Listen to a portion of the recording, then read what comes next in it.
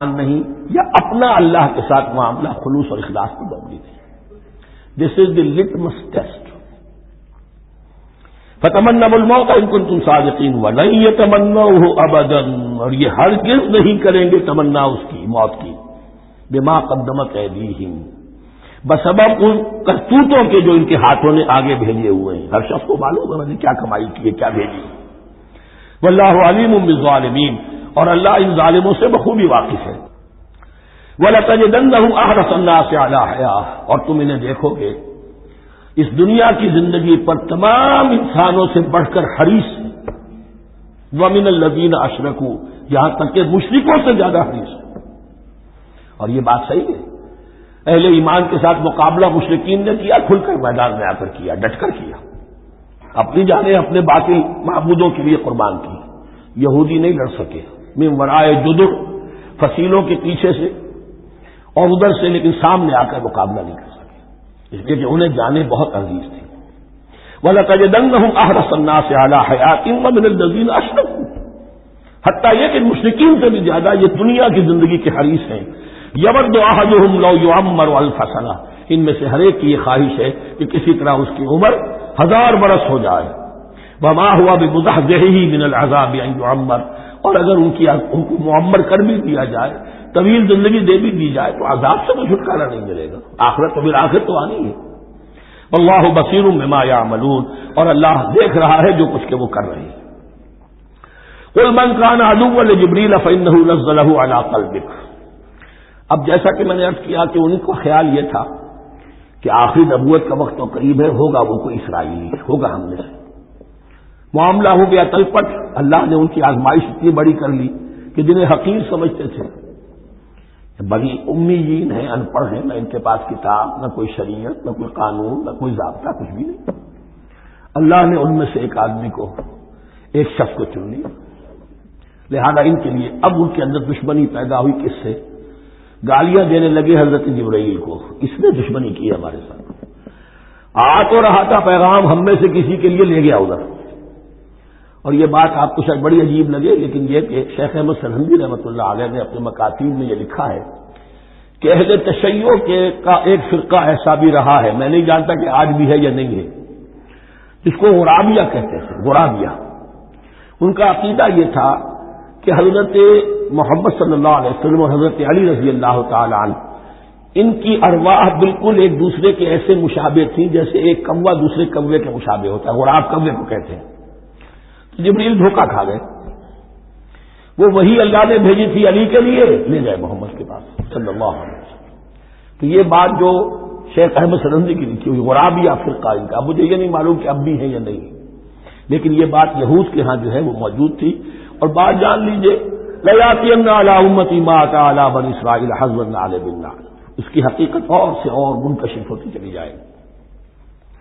تو اب یہاں فرمایا قُلْ مَنْ كَانَ عَدُوًّا لِجِبْرِيلَ، اے نبی کہہ دیجئے جو کوئی بھی دشمن ہو گیا ہو جبرائیل کا، فَإِنَّهُ نَزَّلَهُ عَلَىٰ قَلْبِكَ بِإِذْنِ اللَّهِ، تو اس نے تو نازل کیا ہے اس قرآن کو آپ کے دل پر اللہ کے حکم سے. جبرائیل کا اپنا اختیار نہیں تھا. مصدقا لما بین یدیہ، اور یہ تصدیق کرتے ہوئے آیا ہے اس کی جو اس کے سامنے موجود ہے. وہدی وبشریٰ للمؤمنین، اور بشارت ہے اہل ایمان کے لیے. اور اس کے بعد فرمایا جا رہا ہے کہ اللہ اور اس کے رسول اور اس کے ملائکہ یہ ایک آرگینک ہول ہے، یہ ایک جماعت ہے. ان میں کوئی رکھنا نہیں ہو سکتا، ان میں کوئی اختلاف نہیں ہو سکتا.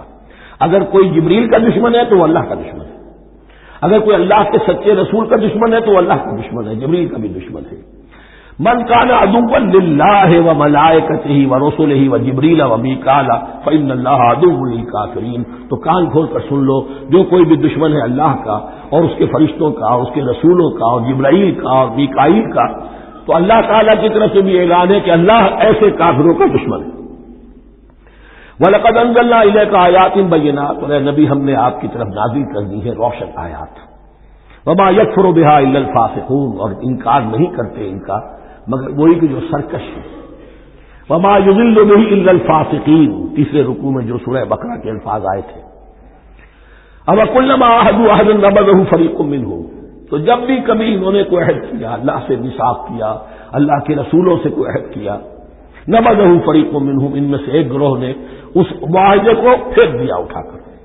بل اکثرہم لا یؤمنون، بلکہ ان کی اکثریت جو ہے ایمان سے خالی ہے. جیسا کہ حال آج امت مسلمہ کا ہے. مسلمان ہیں، ایمان حقیقی، ایمان قلبی، یقین والا ایمان، وہ کتنوں کو حاصل ہے. دون ابل کو چراغے رخ زیبا لے کر. ولما جاءهم رسول من عند الله مصدق لما معهم نبذ فريق من الذين اوتوا الكتاب. پھر وہی بات.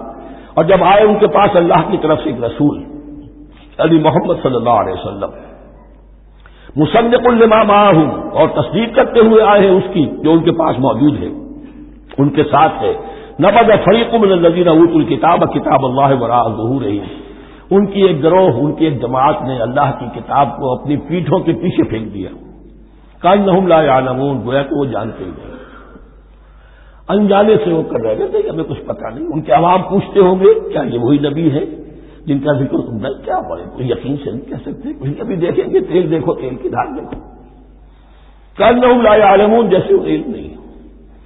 واتبعوا ما تتلو الشیاطین علی ملک سلیمان. اب ایک اور حقیقت نوٹ کیجئے، جب کسی مسلمان امت میں دین کی اصل حقیقت، اصل تعلیمات سے بہت پیدا ہوتا ہے تو رجحان کدھر ہو جاتا ہے؟ جادو، ٹونا ٹوٹکا، تعویذ، عملیات. قرآن کی عملیات. قرآن اترا تھا کسی اور کے لیے، کام کے لیے، یہ اس کو ذریعہ بناتے ہیں دشمن کو زیر کرنے کے لیے.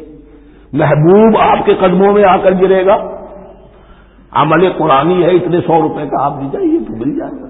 یہ دندے ہمارے ابھی چل رہے ہیں، خوب چلتے ہیں. اور میں سمجھتا ہوں کہ سب سے زیادہ فلرشنگ کاروبار جو ہے وہ اس طرح کا ہے.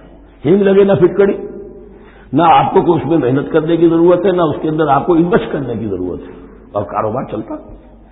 تو وہاں بھی کیا ہوا، واتبعوا، جب دین کی اصل حقیقت کو دور پھینک دیا، انہوں نے پیروی کی اس کی ما تتلو الشیاطین علی ملک سلیمان، جو شیاطین جن جو تھے.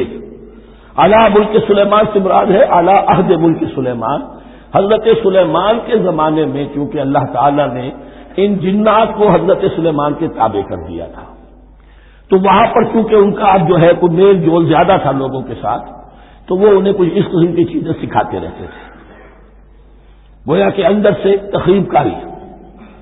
واتبعوا ما تتلو الشیاطین علی ملک سلیمان وما کفر سلیمان ولکن الشیاطین کفروا.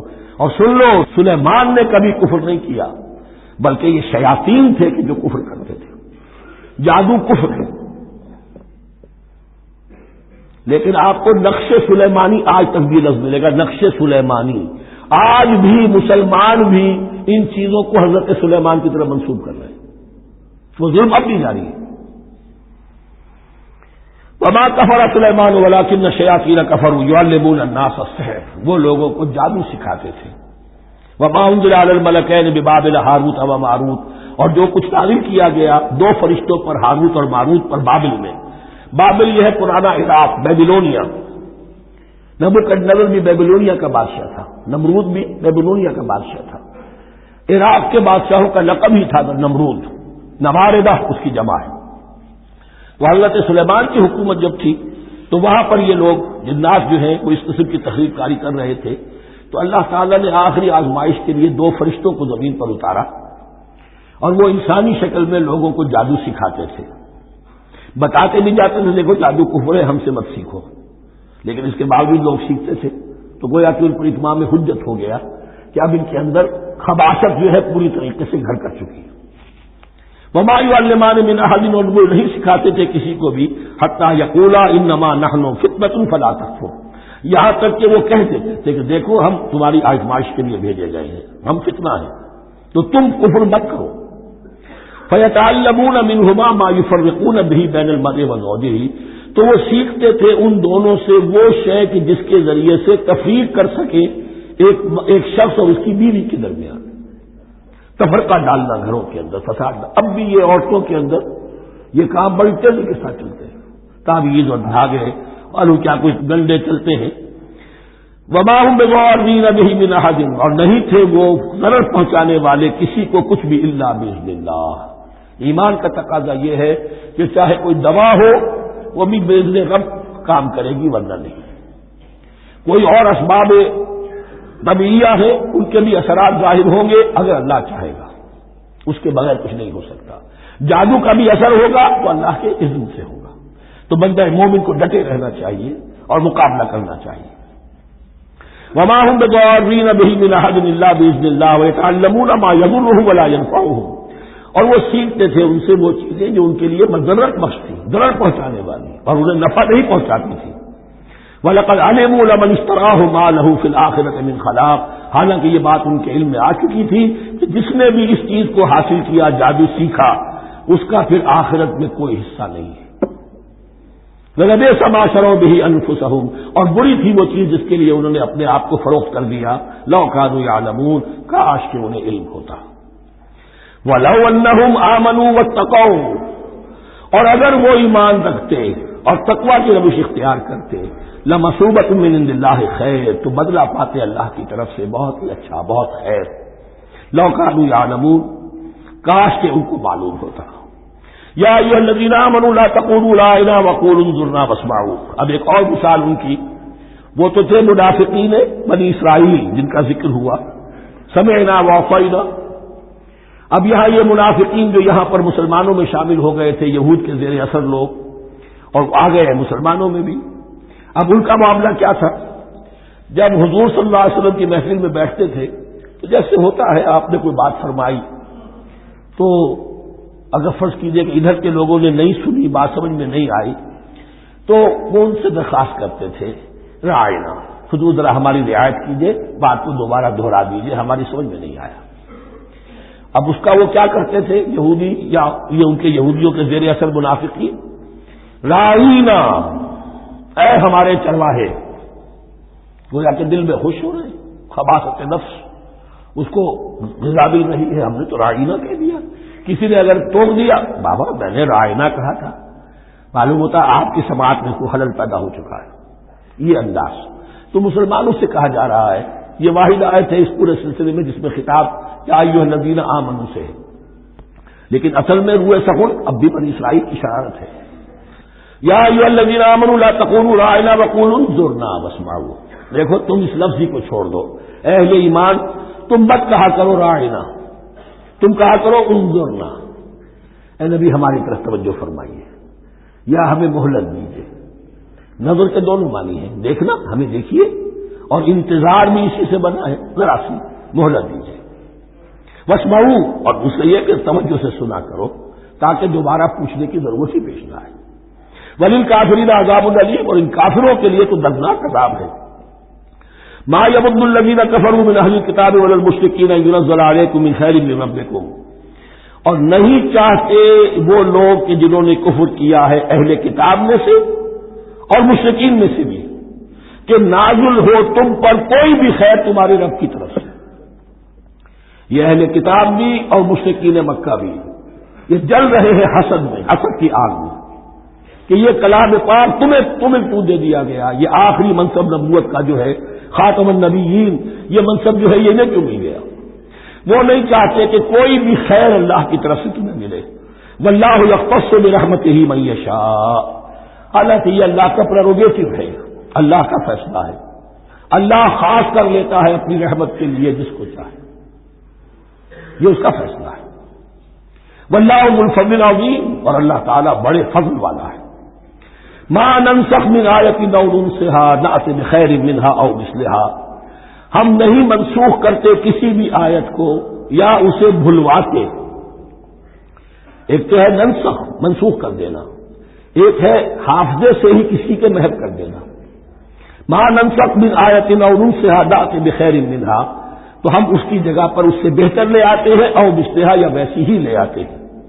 الم تعلم ان اللہ علی کل شیء قدیر، کیا تم یہ نہیں جانتے کہ اللہ تعالیٰ ہر چیز پر قدرت رکھتا ہے، اسے ہر شے کا اختیار ہے۔ الم تعلم ان اللہ لہ ملک السماوات والارض، کیا تم نہیں جانتے کہ اللہ کے لیے ہی اختیار مطلق ہے، بادشاہی ہے آسمانوں اور زمین کی۔ وما لکم من دون اللہ من ولی ولا نصیر، اور نہیں ہے تمہارے لیے اللہ کے سوا کوئی بھی نہ ولی اور نہ مددگار۔ بارک اللہ لی ولکم فی القرآن العظیم ونفعنی وإیاکم بالآیات والذکر الحکیم۔ الحمد للہ وکفی والصلاة والسلام علی عبادہ الذین اصطفی، خصوصاً علی افضلہم وخاتم النبیین محمد الامین وعلی آلہ وصحبہ اجمعین۔ اما بعد فاعوذ باللہ من الشیطان الرجیم، بسم اللہ الرحمن الرحیم۔ ما ننسخ من آیۃ او ننسها نأت بخیر منها او مثلها الم تعلم ان اللہ علی کل شیء قدیر الم تعلم ان اللہ له ملک السماوات والارض وما لکم من دون اللہ من ولی ولا نصیر۔ صدق اللہ العظیم۔ ان آیات مبارکہ کا ترجمہ اگرچہ ہم کر چکے ہیں، لیکن اس کا جو اصل مفہوم ہے اور اس کا پس منظر ہے اس کو سمجھنا ضروری ہے۔ آپ کو معلوم ہے کہ اللہ کا دین آدم سے لے کر این دم تک ایک ہی ہے۔ نوح کا دین، موسیٰ کا دین، عیسیٰ کا دین، محمد کا دین صلی اللہ علیہ وسلم علیہ الصلوۃ والسلام، دین ایک ہی ہے۔ شریعتوں میں فرق رہا ہے، اور یہ فرق جو رہا ہے اس کا اصل سبب یہ ہے کہ نوع انسانی مختلف اعتبارات سے ارتقاء کی مراحل طے کر رہی تھی۔ ذہنی پختگی، شعور کی پختگی، پھر سوشل ایولیوشن، تمدنی ارتقاء، یہ مسلسل جاری تھا۔ لہذا اس ارتقاء کے جس مرحلے میں رسول آئے اسی کی مناسبت سے ان کو تعلیمات دے دی گئی۔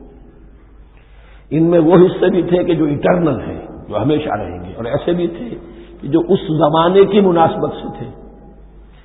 اب جب اگلا رسول آئے گا تو ظاہر بات ہے کہ ان میں سے کچھ چیزوں میں تغیر و تبدل ہو جائے گا، کچھ چیزیں نئی آ جائیں گی، کچھ پرانی ساقط ہو جائیں گی۔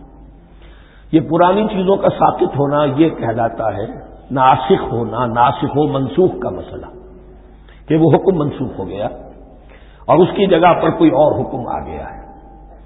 یا تو اللہ تعالیٰ تعین کے ساتھ منسوخ فرماتے ہیں، یا یہ کہ اس شے کو سرے سے لوگوں کے ذہنوں سے ظاہر کر دیتے ہیں۔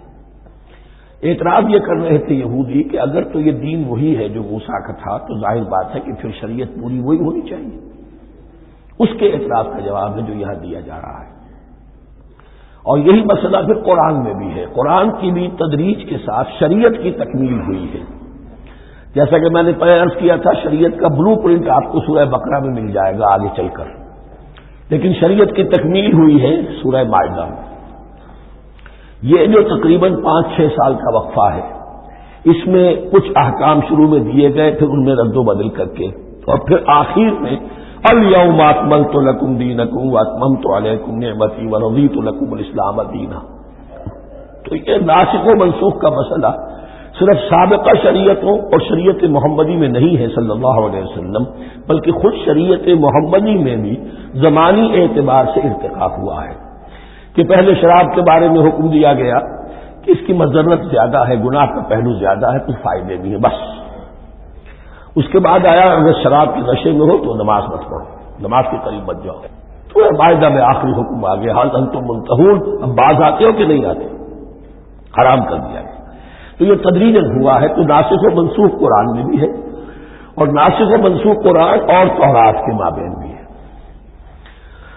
تو ہم نہیں منسوخ کرتے کوئی آیت یا بھلوا دیتے ہیں اس کو، نہ آتے بخیر منہا، ہم اس سے بھی بہتر لے آتے ہیں، او مثلہا، یا اس جیسی ہی۔ الم تعلم ان اللہ علی کل شیء قدیر، اب یہ کہ یہ تو اللہ کی اتھارٹی ہے، مالک الملک وہ ہے، دین اس کا ہے، اس میں وہ جس طریقے سے چاہے کسی چیز کے اندر تبدیلی پیدا کر دے۔ الم تعلم ان اللہ لہ ملک السماوات والارض ما لکم من دون اللہ من ولی ولا نصیر ام تريدون ان تسألوا رسولکم کما سئل موسیٰ من قبل، کیا تم یہ چاہتے ہو کہ سوال کرو یا مطالبہ کرو اپنے رسول سے بھی اسی طرح کے جس طرح کی باتیں کی گئی تھی موسیٰ سے پہلے؟ مثلا ہم دیکھ چکے ہیں کہ ان سے کہا گیا کہ ہم نہیں مانیں گے جب تک کہ اللہ کو دیکھنا لے عیاناً، یا اسی طرح کے اور مطالبے جو حضرت موسیٰ علیہ السلام سے کیے جاتے تھے۔ یہاں مسلمانوں کو سکھایا جا رہا ہے کہ اس روش سے باز آؤ، ایسی بات تمہارے اندر پیدا نہیں ہونی چاہیے۔ وَمَن يَتَبَدَّلِ الْكُفْرَ بِالْإِيمَانِ فَقَدْ ضَلَّ سَوَاءَ السَّبِيلِ، ظاہر بات ہے ایسی حرکتیں بھی اب مسلمانوں میں سے بھی جو منافقین ان میں شامل تھے وہی کر رہے ہوں گے. اس لیے فرمایا کہ جو کوئی ایمان کو ہاتھ سے دے کر کفر کو لے لے گا، یعنی منافق کیونکہ دو طرفہ ہوتا ہے، اب اس کا بھی امکان ہوتا ہے کہ یکسو ہو جائے کفر کی طرف، اور اس کا بھی امکان ہوتا ہے کہ بالآخر یکسو ہو جائے ایمان کی طرف. مذبذبین بین ذالک کی کیفیت میں جو مبتلا ہے، اس کے دو یہ امکانات ہیں. تو جو کفر کی طرف جا کر مستقل طور پر راغب ہو گیا اس کا ذکر ہے. ومن یتبدل الکفر بالایمان فقد ضل سواء السبیل، تو وہ تو سیدھی راہ سے بھٹک گیا. ود کثیر من اہل الکتاب لو یردونکم من بعد ایمانکم کفارا، اہل کتاب میں سے بہت سے لوگ ہیں جو چاہتے ہیں کہ کسی طرح لوٹا کر لے جائیں تمہیں تمہارے ایمان کے بعد پھر کفار بنا دیں. یہ ایسے ہی ہے کہ جیسے کسی بلی کی دم کٹ جائے تو وہ یہ چاہے گی کہ ساری بلیوں کی دمیں کٹ جائیں تاکہ وہ کوئی علیحدہ سے نمایاں نہ رہے. تو وہ چاہتے تھے کہ یہ چیزیں جو ہیں ان کو واپس لے آیا جائے، اہل ایمان کو بھی کفر میں لے آیا جائے. حسدا من عند انفسہم، اور یہ ان کا طرز عمل ان کے حسد کی وجہ سے کہ کیوں یہ نعمت جو ہے ان کو دے دی گئی. من بعد ما تبین لهم الحق، اس کے بعد کہ ان پر حق بالکل واضح ہو چکا ہے، وہ جان چکے ہیں، پہچان چکے ہیں، کسی مغالطے میں نہیں ہے، غلط فہمی میں نہیں ہے. فاعفوا واصفحوا، یہ بہت اہم ہے مقام. تو اے مسلمانوں تم معاف کرتے رہو اور صرف نظر سے کام لو. اس کا اصل مطلب کیا ہے؟ ابھی تو چونکہ مدنی دور کا آغاز ہو رہا ہے، ابھی کشمکش کے اور کشاکش کے اور مقابلے کے اور تصادم کے بڑے سخت مراحل آ رہے ہیں. کیونکہ تمہارا سب سے پہلا جو محاذ ہے وہ تو کفار مکہ کے خلاف ہے، سب سے بڑھ کر وہی آئیں گے، تم پر حملے کریں گے، جنگیں ہوں گی. تو فوری طور پر یہ جو آستین کے سانپ ہیں ان کو ابھی چھیڑو مت، جب تک یہ پڑے رہے ڈورمنٹ، انہیں پڑا رہنے دو. ایک وقت آئے گا یہاں یوں سمجھیے کہ یہ حکم دیا جائے فی الحال انہیں چھیڑو مت، ان کے طرز عمل کے بارے میں زیادہ توجہ نہ دو. فاعفو، معاف کرتے رہو، درگزر کرتے رہو. اور وصفحو کہتے ہیں، صفح کہتے ہیں ایک طرف کا، یہ صفح ہے، یہ ورق ہے. صرف نظر کر لینا، دیکھا اندیکھا کر لینا، نظر انداز کر دینا. حتی یاتی اللہ بامرہ، یہاں تک کہ اللہ اپنا فیصلہ لے آئے. ایک وقت آئے گا کہ پھر مسلمانوں کو غلبہ آخری حاصل ہو جائے گا، اور جب جو یہ باہر کے دشمن ہیں ان سے تم نبٹ لو گے، پھر یہ کہ ان اندرونی دشمنوں کے خلاف بھی تمہیں آپ آزادی دی جائے گی کہ ان کو بھی ان کے کیفر کردار تک پہنچا دو. ان اللہ علی کل شیء قدیر، یقیناً اللہ ہر چیز پر قادر ہے. واقیموا الصلاۃ وآتوا الزکاۃ، نماز قائم رکھو، زکات دیتے رہو. وما تقدموا لانفسکم من خیر تجدوہ عند اللہ، اور جو کچھ بھی تم خیر میں سے، بھلائی میں سے اپنے لیے آگے بھیجو گے، کوئی مال خرچ کر رہے ہو تو خرچ کہاں ہو گیا؟ وہ تو اللہ کے ہاں ڈپازٹ ہو گیا، جمع ہو گیا. وما تقدموا لانفسکم من خیر تجدوہ عند اللہ، اسے اللہ کے پاس پاؤ گے. ان اللہ بما تعملون بصیر، یقیناً جو کچھ تم کر رہے ہو اللہ اسے دیکھ رہا ہے.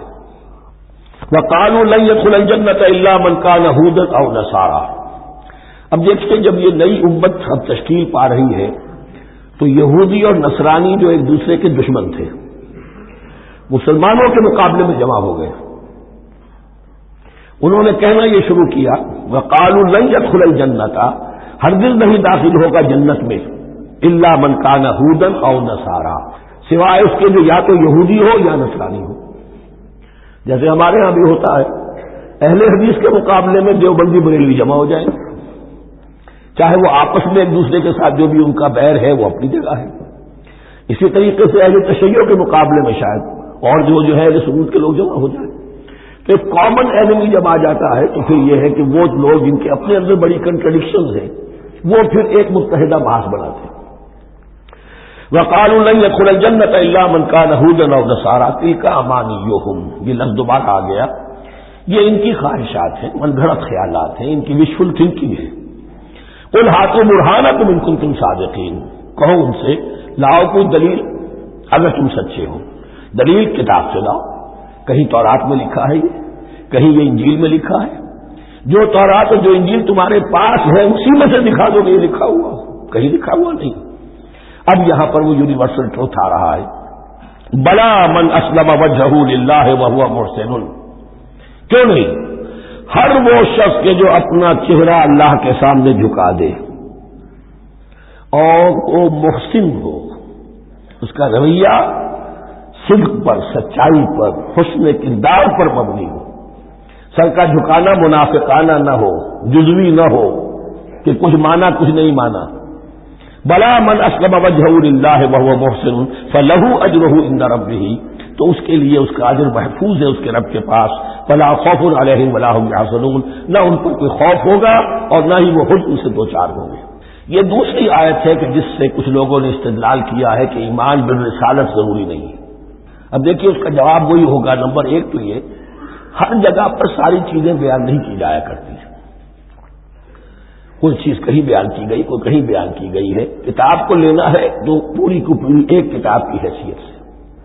دوسرا یہ کہ یہ سارا سلسلہ کرام جو ہے، جو دو بریکٹس کے مابین آ رہا ہے، اس میں پہلے سے ہے وَآمِنُوا بِمَا أَنزَلْتُ مُصَدِّقًا لِمَا مَعَكُمْ وَلَا تَكُونُوا أَوَّلَ كَافِرٍ بِهِ، تو وہ تو ضرب کھا رہی ہے اس پورے کے پورے مضامین کے سلسلے سے جو ان دو بریکٹوں کے درمیان آ رہا ہے۔ اب دیکھیے، ایک طرف تو ان کا کہنا یہ تھا کہ جنت میں داخل نہیں ہوگا مگر وہی جو یہودی ہو یا نصرانی ہو۔ اب عمل کیا ہے؟ وقالت اليهود ليست النصارى على شيء، یہودی کہتے ہیں نصارہ کی کوئی حیثیت نہیں، کوئی بنیاد نہیں، کوئی جڑ نہیں۔ وقالت النصارى ليست اليهود على شيء، اور نصارہ کہتے ہیں کہ یہود کی کوئی بنیاد نہیں، بے بنیاد لوگ ہیں، کوئی حقیقت ان کی حقانیت ہے ہی نہیں۔ وهم يتلون الكتاب، اور مزہ یہ ہے کہ دونوں ایک کتاب پڑھ رہے ہیں۔ اولڈ ٹیسٹمنٹ تو مشترک ہے یہودیوں میں اور عیسائیوں میں، یہ بہت اہم نقطہ ہے۔ اور جدید عیسائیت میں جو ایک بہت بڑی طاقت ابھر رہی ہے امریکہ میں، وہ ہے کہ جو عیسائیت کو جیوڈائز کر رہی ہے، کیونکہ رومن کیتھولک مذہب جو تھا اس نے تو چونکہ گویا کہ سارا رشتہ توڑ لیا تھا بائبل سے، سارا اختیار پوپ کے ہاتھ میں آ گیا تھا، لیکن پروٹیسٹنٹس نے پھر بائبل کو قبول کیا۔ اب اس کی منطقی انتہا یہ کہ اولڈ ٹیسٹمنٹ کے اوپر بھی اب ان کی توجہ ہو رہی ہے کہ آخر یہ بھی تو ہم مانتے ہیں کہ ہماری کتاب ہے اور اس میں جو کچھ لکھا ہے اس کو نظر انداز کیسے کر سکتے ہیں۔ تو حال ہی میں ہم نے جو ایک سیمینار کیا تھا امریکہ میں، جس میں ایک یہودی عالم بھی آئے تھے، ایک عیسائی بھی آئے تھے، اور مسلمانوں کی طرف سے بھی ہمارے ایک ساتھی بلال کوشل نے بات کی تھی، تو وہاں ایک یہودی عالم نے کہا کہ اس وقت اسرائیل کو سب سے بڑی سپورٹ جو مل رہی ہے وہ ان عیسائیوں سے مل رہی ہے امریکہ میں سے، کہ جو اس وقت ایونجلسٹ کہلاتے ہیں وہاں پر، اور جو ایک بڑا فرقہ بن کر ابھر رہے ہیں۔ بہرحال یہ ان کا طرز عمل ہے۔ وَهُمْ يَتْلُونَ الْكِتَابَ، اور وہ دونوں کے دونوں کتاب کے پڑھنے والے ہیں۔ كَذَلِكَ قَالَ الَّذِينَ لَا يَعْلَمُونَ مِثْلَ قَوْلِهِمْ، اسی طرح کہا تھا ان لوگوں نے کہ جو کچھ بھی نہیں جانتے انہی کی سی بات کہی تھی، یعنی یہ اشارہ ہے مشرکین مکہ کی طرف۔ فَاللَّهُ يَحْكُمُ بَيْنَهُمْ يَوْمَ الْقِيَامَةِ فِيمَا كَانُوا فِيهِ يَخْتَلِفُونَ، تو اللہ تعالیٰ فیصلہ کر دے گا ان کے مابین قیامت کے دن ان تمام باتوں کا جن میں کہ یہ اختلاف کر رہے تھے۔ وَمَنْ أَظْلَمُ مِمَّنْ مَنَعَ مَسَاجِدَ اللَّهِ أَنْ يُذْكَرَ فِيهَا اسْمُهُ وَسَعَىٰ فِي خَرَابِهَا۔ اب دیکھیے یہاں جو بقیہ یہ آیات آ رہی ہیں، تو اگرچہ خطاب تو ہے وہ بریکٹس کے مابین، خطاب میں بنی اسرائیل، لیکن اب یہاں کچھ ریفرنسز اہل مکہ کی طرف شروع ہو گئے ہیں، اور اس کے بعد سے حضرت ابراہیم کا تذکرہ آئے گا، پھر تحویل قبلہ کا ذکر آئے گا۔ تحویل قبلہ میں ظاہر بات ہے کہ وہ قبلہ جو ہے وہ مشرکین مکہ کے قبضے میں تھا اس وقت۔ اس حوالے سے ریلیونٹ کچھ مضامین جو ہیں اس کی تمہید باندھی جا رہی ہے۔ یہ ساری تمہید ہے جو آگے آنے والا مضمون ہے تحویل قبلہ، جو علامت تھی اس بات کی کہ اب وہ سابقہ امت مسلمہ معزول کر دی گئی اور نئی امت محمد صلی اللہ علیہ وسلم اس مقام پر نصب کر دی گئی، انسٹال کر دی گئی۔ اس کے حوالے سے جو مسئلے اٹھیں گے، اسی لیے قال الذین لا یعلمون مثل قولہم، میں نے عرض کیا کہ یہ مشرکین مکہ کی طرف اشارہ ہے۔ ومن اظلم ممن منع مساجد اللہ یذکر فیہا اسمہ، اس سے بڑھ کر ظالم کون ہوگا جو اللہ تعالی کی مسجدوں سے لوگوں کو روکے کہ وہ اس میں اس کا نام لے سکے، چونکہ مشرکین مکہ نے مسلمانوں کو محروم کر دیا تھا حرم سے، اب وہاں جانے کی ان کو اجازت نہیں تھی، سن 6 میں حضور گئے بھی ہیں، تب بھی یہ کہ صلح حدیبیہ ہو گئی، واپس آنا پڑا، عمرہ کرنے کی اجازت نہیں ملی، سن 7 میں پھر ہوا ہے۔ تو یہ 7 برس بہت شاہ گزرے ہیں محمد الرسول اللہ صلی اللہ علیہ وسلم اور اہل ایمان پر۔ اب یہاں ذکر ہو رہا ہے ان کا قریش کا۔ وَمَنْ أَظْلَمُ مِمَّن مَنَعَ مَسَاجِدَ اللَّهِ أَن يُذْكَرَ فِيهَا اسْمُهُ وَسَعَىٰ فِي خَرَابِهَا، اور وہ اس کی تخریب میں لگے ہوئے ہیں۔ یہ خراب تخریب سے جس سے بنا ہے، یہ تخریب 2 طرح کی ہوتی ہے، ایک ظاہری تخریب ہوتی ہے کسی مسجد کو گرا دینا، اور ایک ظاہری نہیں باطنی معنوی وہ ہوتی ہے، وہ جو تخریب ہے وہ یہ ہے کہ توحید کی بجائے اسے شرک کا اڈا بنا دیا ہے۔ وہ تو دنیا کے بت قدوں میں پہلا وہ گھر خدا کا، ہم اس کے پاسباں ہیں، وہ پاسباں ہمارا، 360 بت رکھ دیے گئے اس گھر میں لا کر، جو ابراہیم نے تعبیر کیا تھا توحید خالص کے لیے۔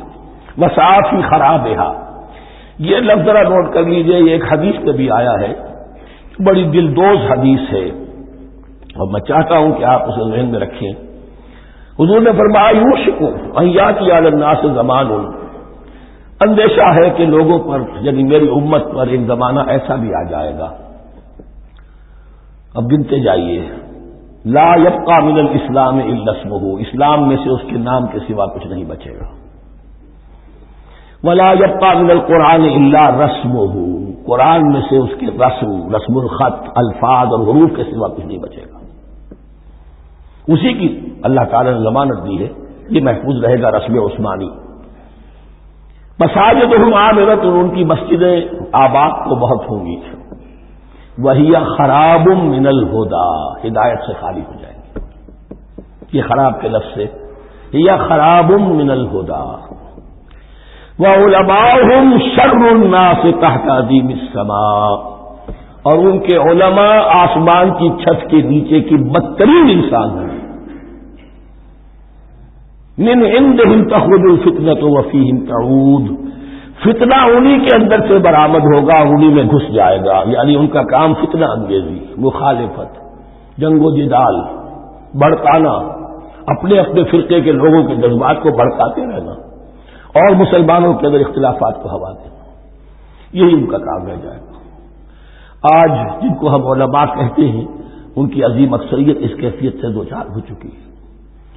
جب مذہب اور دین پیشہ بن جائے تو کوئی خیر اس میں باقی نہیں رہتا، کہ دین اور مذہب پیشہ نہیں تھا، اسلام میں کوئی پیشوائیت نہیں، اسلام میں کوئی پاپائیت نہیں، اسلام میں کوئی برہمنزم نہیں، اسلام تو ایک کھلا، ہر شخص کتاب اللہ پڑھے، ہر شخص عربی سیکھے، ہر شخص تو امامت کے قابل ہونا چاہیے، ہر شخص اپنی بچی کا نکاح خود پڑھائے، ہر شخص اپنے والد کا جنازہ خود پڑھے، یہ جو ہم نے پیشہ بنا دیا ہے اور پھر انہیں پیسے دیتے، ظاہر بات ہے کہ اس پیشے کے اندر تو پیشے میں عیب نہیں، رکھیے نہ فرحاد کو نام، پھر تو پیشہ میں جو کچھ پیشہ ورانہ کشمکیں ہوتی ہیں اور جو خباثتیں ہوتی ہیں وہ آتی ہیں۔ لیکن ساتھ ہی یہ بات واضح رہے کہ علماء حق سے دنیا خالی نہیں ہوگی، علماء حق بھی ہیں، لیکن کسی کے ماتھے پر لکھا ہوا نہیں ہوتا کہ یہ علماء حقانی میں سے اور یہ علماء سن میں سے ہے۔ باقی یہ صحیح بات ہے کہ اکثریت ادھر جا چکی ہے، ورنہ امت کا بیڑا غرق نہ ہوتا، سیدھی بات ہے، یہ بیڑا غرق ہوا ہے تو آخر کوئی سبب ہے۔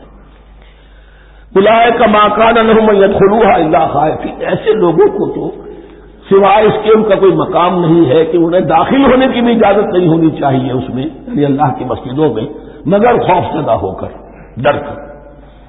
لہم فی الدنیا خزی، ان کے لیے دنیا میں بھی رسوائی اور ذلت ہے، وَلَهُمْ فِي الْآخِرَةِ عَذَابٌ عَظِيمٌ، اور آخرت میں ان کے لیے عذاب عظیم ہے۔ وَلِلَّهِ الْمَشْرِقُ وَالْمَغْرِبُ، اب دیکھیے تمہید ہو رہی ہے تحویل قبلہ کے لیے۔ اب ظاہر بات ہے کہ بڑی حساس جو ہے وہ ایک کیفیت تھی یہ، تو یروشلم کے ساتھ جن کو دلچسپی تھی اور ان کے دلوں میں اس کی عقیدت تھی، مکہ مکرمہ اور بیت اللہ کے ساتھ جن کو دلچسپی تھی اور ان کے دلوں میں اس کی عقیدت تھی، تو اس حوالے سے یہ قبلہ بدلنا، 2 دفعہ بدلا ہے قبلہ، پہلے آ کے مدینے میں حضور نے یروشلم کی طرف 16 مہینے نماز پڑھی اور پھر تحویل قبلہ ہوا، تو اب اس میں کئی امتحان ہو گئے، وہ آگے آ جائے گا، لیکن اس کی تمہید باندھی جا رہی ہے۔ للہ المشرق والمغرب، مشرق اور مغرب سب اللہ کے ہیں، یعنی اگر ہم رخ کرتے ہیں مغرب کی طرف تو اس کے معنی یہ نہیں ہے کہ اللہ مغرب میں ہے، معاذ اللہ، اللہ تو جہت سے، مقام سے، ماورا ماورا وراء تو یہ ہے کہ ایک یکسانیت پیدا کرنے کے لیے، اجتماعی رد دینے کے لیے ایک چیز کو قبلہ بنا دیا، علامت ہے۔ غالب نے ٹھیک کہا ہے، قبلے کو اہل نظر قبلہ نما کہتے ہیں۔ قبلہ جو ہے وہ مسجود تو نہیں ہے پرے سرحد ادراک سے اپنا مسنود، قبلے کو اہل نظر قبلہ نما کہتے ہیں۔ للہ المشرق والمغرب فإنما تولوا فثم وجہ اللہ، جدھر بھی تم رخ کرو گے وہ اللہ ہی کا رخ ہے۔ ان اللہ واسع علیم، یقیناً اللہ بہت وسعت والا ہے، بہت وسعت والا ہے، وہ کسی صنف میں محدود نہیں ہے، اور علیم ہے، ہر شے کا جاننے والا ہے۔ دیکھیے یہاں یہ آیت کہہ کے اب چھوڑ دیا مسئلہ، اگلے مسئلے پر آ گئے۔ آگے آپ کو پتہ چلے گا کہ یہ در حقیقت ایک تمہید باندھی جا رہی ہے تحویل قبلہ کے لیے۔ وقالوا اتخذ اللہ ولدا سبحانہ، اور ان میں وہ بھی ہیں، اب ظاہر بات ہے یہاں پھر اشارہ ہو رہا ہے وہ اہل مکہ کی طرف، جنہوں نے یہ کہا ہے کہ اللہ نے اولاد اپنے لیے اختیار کی، یعنی وہ کہتے تھے کہ یہ جو فرشتے ہیں یہ اللہ کی بیٹیاں ہیں، نصارہ کہتے تھے کہ حضرت مسیح اللہ کے بیٹے ہیں، اور یہودیوں کا بھی ایک گروہ ایسا تھا جو حضرت عزیر کو اللہ کا بیٹا کہتا تھا۔ بل لہ ما فی السماوات والارض، نہیں، آسمانوں اور زمین میں جو کچھ ہے اسی کی ملکیت ہے، سب مخلوق ہے، مملوک ہے، خالق اور مالک صرف وہ ہے۔ کل لہ قانتون، اور سب کے سب اس کے فرما بردار ہیں، بڑے سے بڑا رسول، بڑے سے بڑا ولی، بڑے سے بڑا فرشتہ، بڑے سے بڑے اجرام سماویہ، سب کل لہ قانتون۔ بدیع السماوات والارض، وہ آسمان اور زمین کو پیدا کرنے والا ہے بغیر کسی شے کے۔ یہ ابداع اور خلق، ان میں فرق ہے۔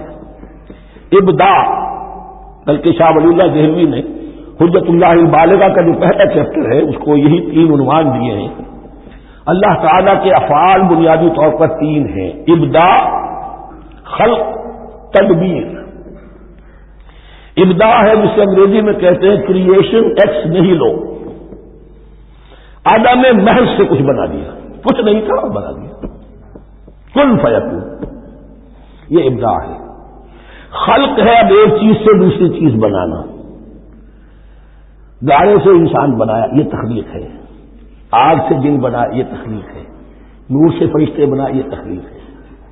تو ابداع بدیع وہ ہے کہ جس نے نئی چیز، اسی لیے بدعت ہمارے ہاں کہلاتی ہے وہ شے جو دین میں نہیں تھی اور خام خواہ لا کے شامل کر دی گئی، جس کی کوئی جڑ بنیاد دین میں نہیں ہے، وہ بدعت ہے۔ اس سے یہ لفظ بدیع السماوات والارض، وَإِذَا قَضَىٰ أَمْرًا فَإِنَّمَا يَقُولُ لَهُ كُن فَيَكُونُ، اس کی شان تو یہ ہے کہ جب وہ کسی معاملے کا فیصلہ کر لیتا ہے تو بس کہتا ہے کہ ہو جا، اور وہ ہو جاتی ہے۔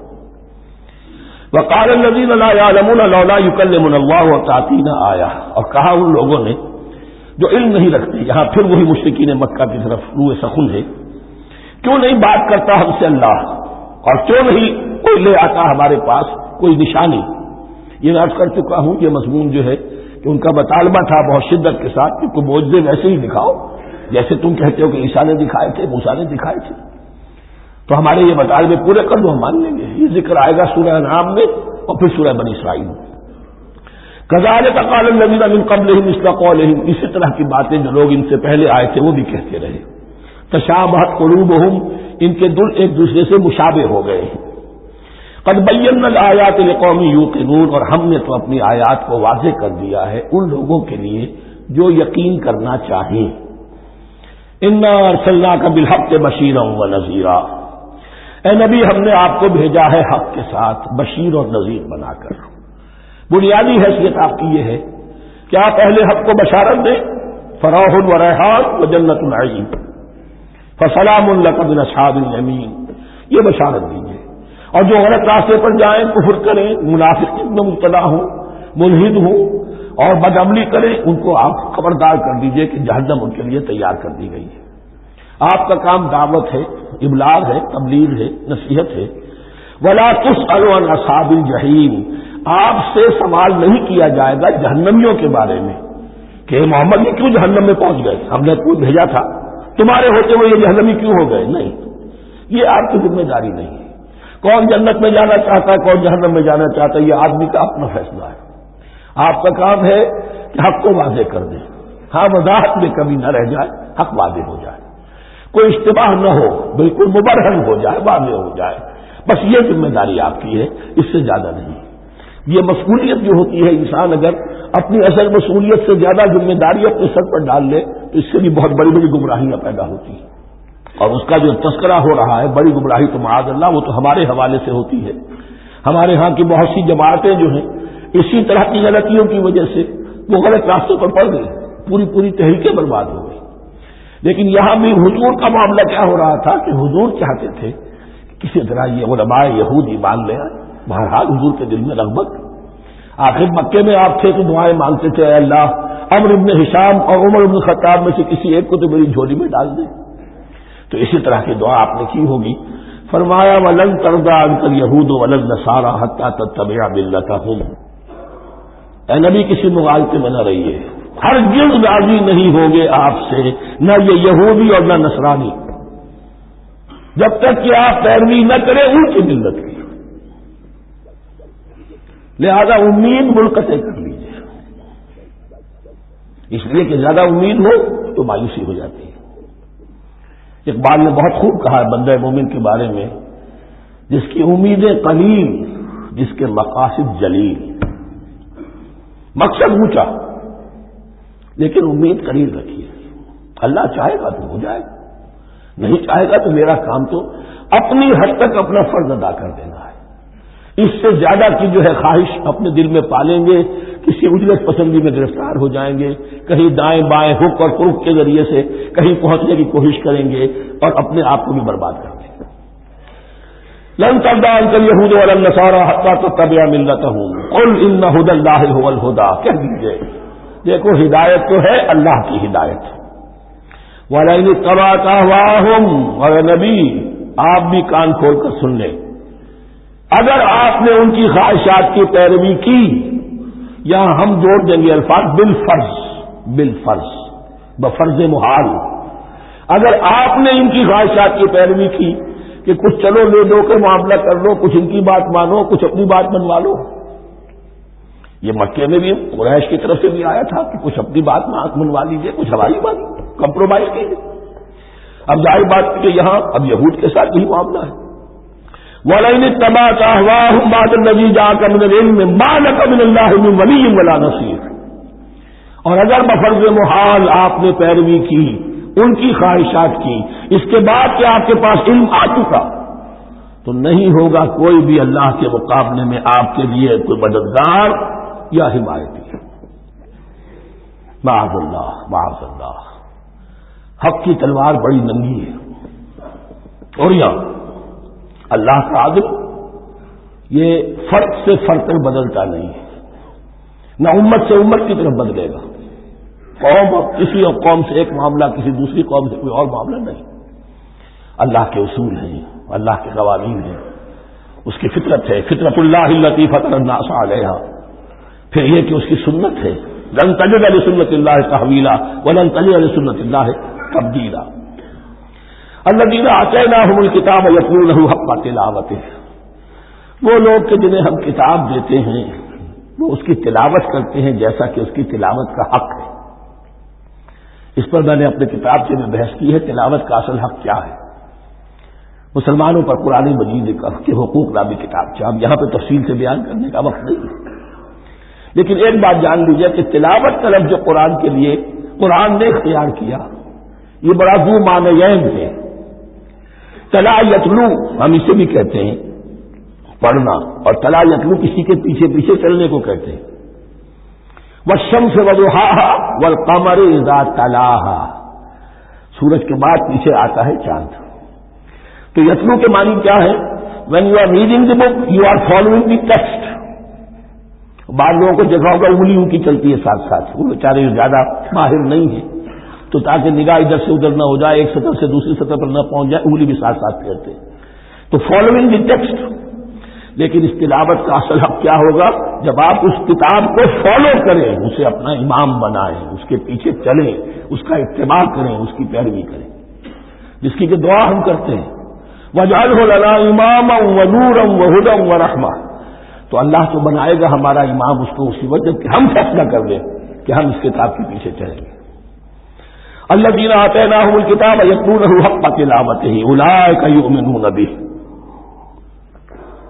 جو اللہ کی کتاب کی تلاوت کا حق ادا کرے اور اس کی پیروی بھی کرے، وہی ہے جو اس پر ایمان رکھتے ہیں۔ جو نہ تلاوت کا حق ادا کرے نہ پیروی کرے، وہ دعویٰ کریں کہ ہمارا ایمان ہے تورات پر اور کتاب پر، تو یہ دعویٰ جو ہے جھوٹا دعویٰ ہے۔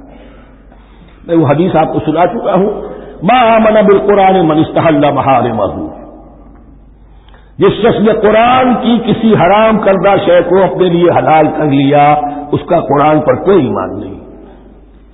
ومن یکفر بہ فاولئک ھم الخاسرون، اور جو اس کا کفر کرے گا تو وہی لوگ ہیں خسارے میں رہنے والے۔ اب وہ بریکٹ بند ہو رہی ہے،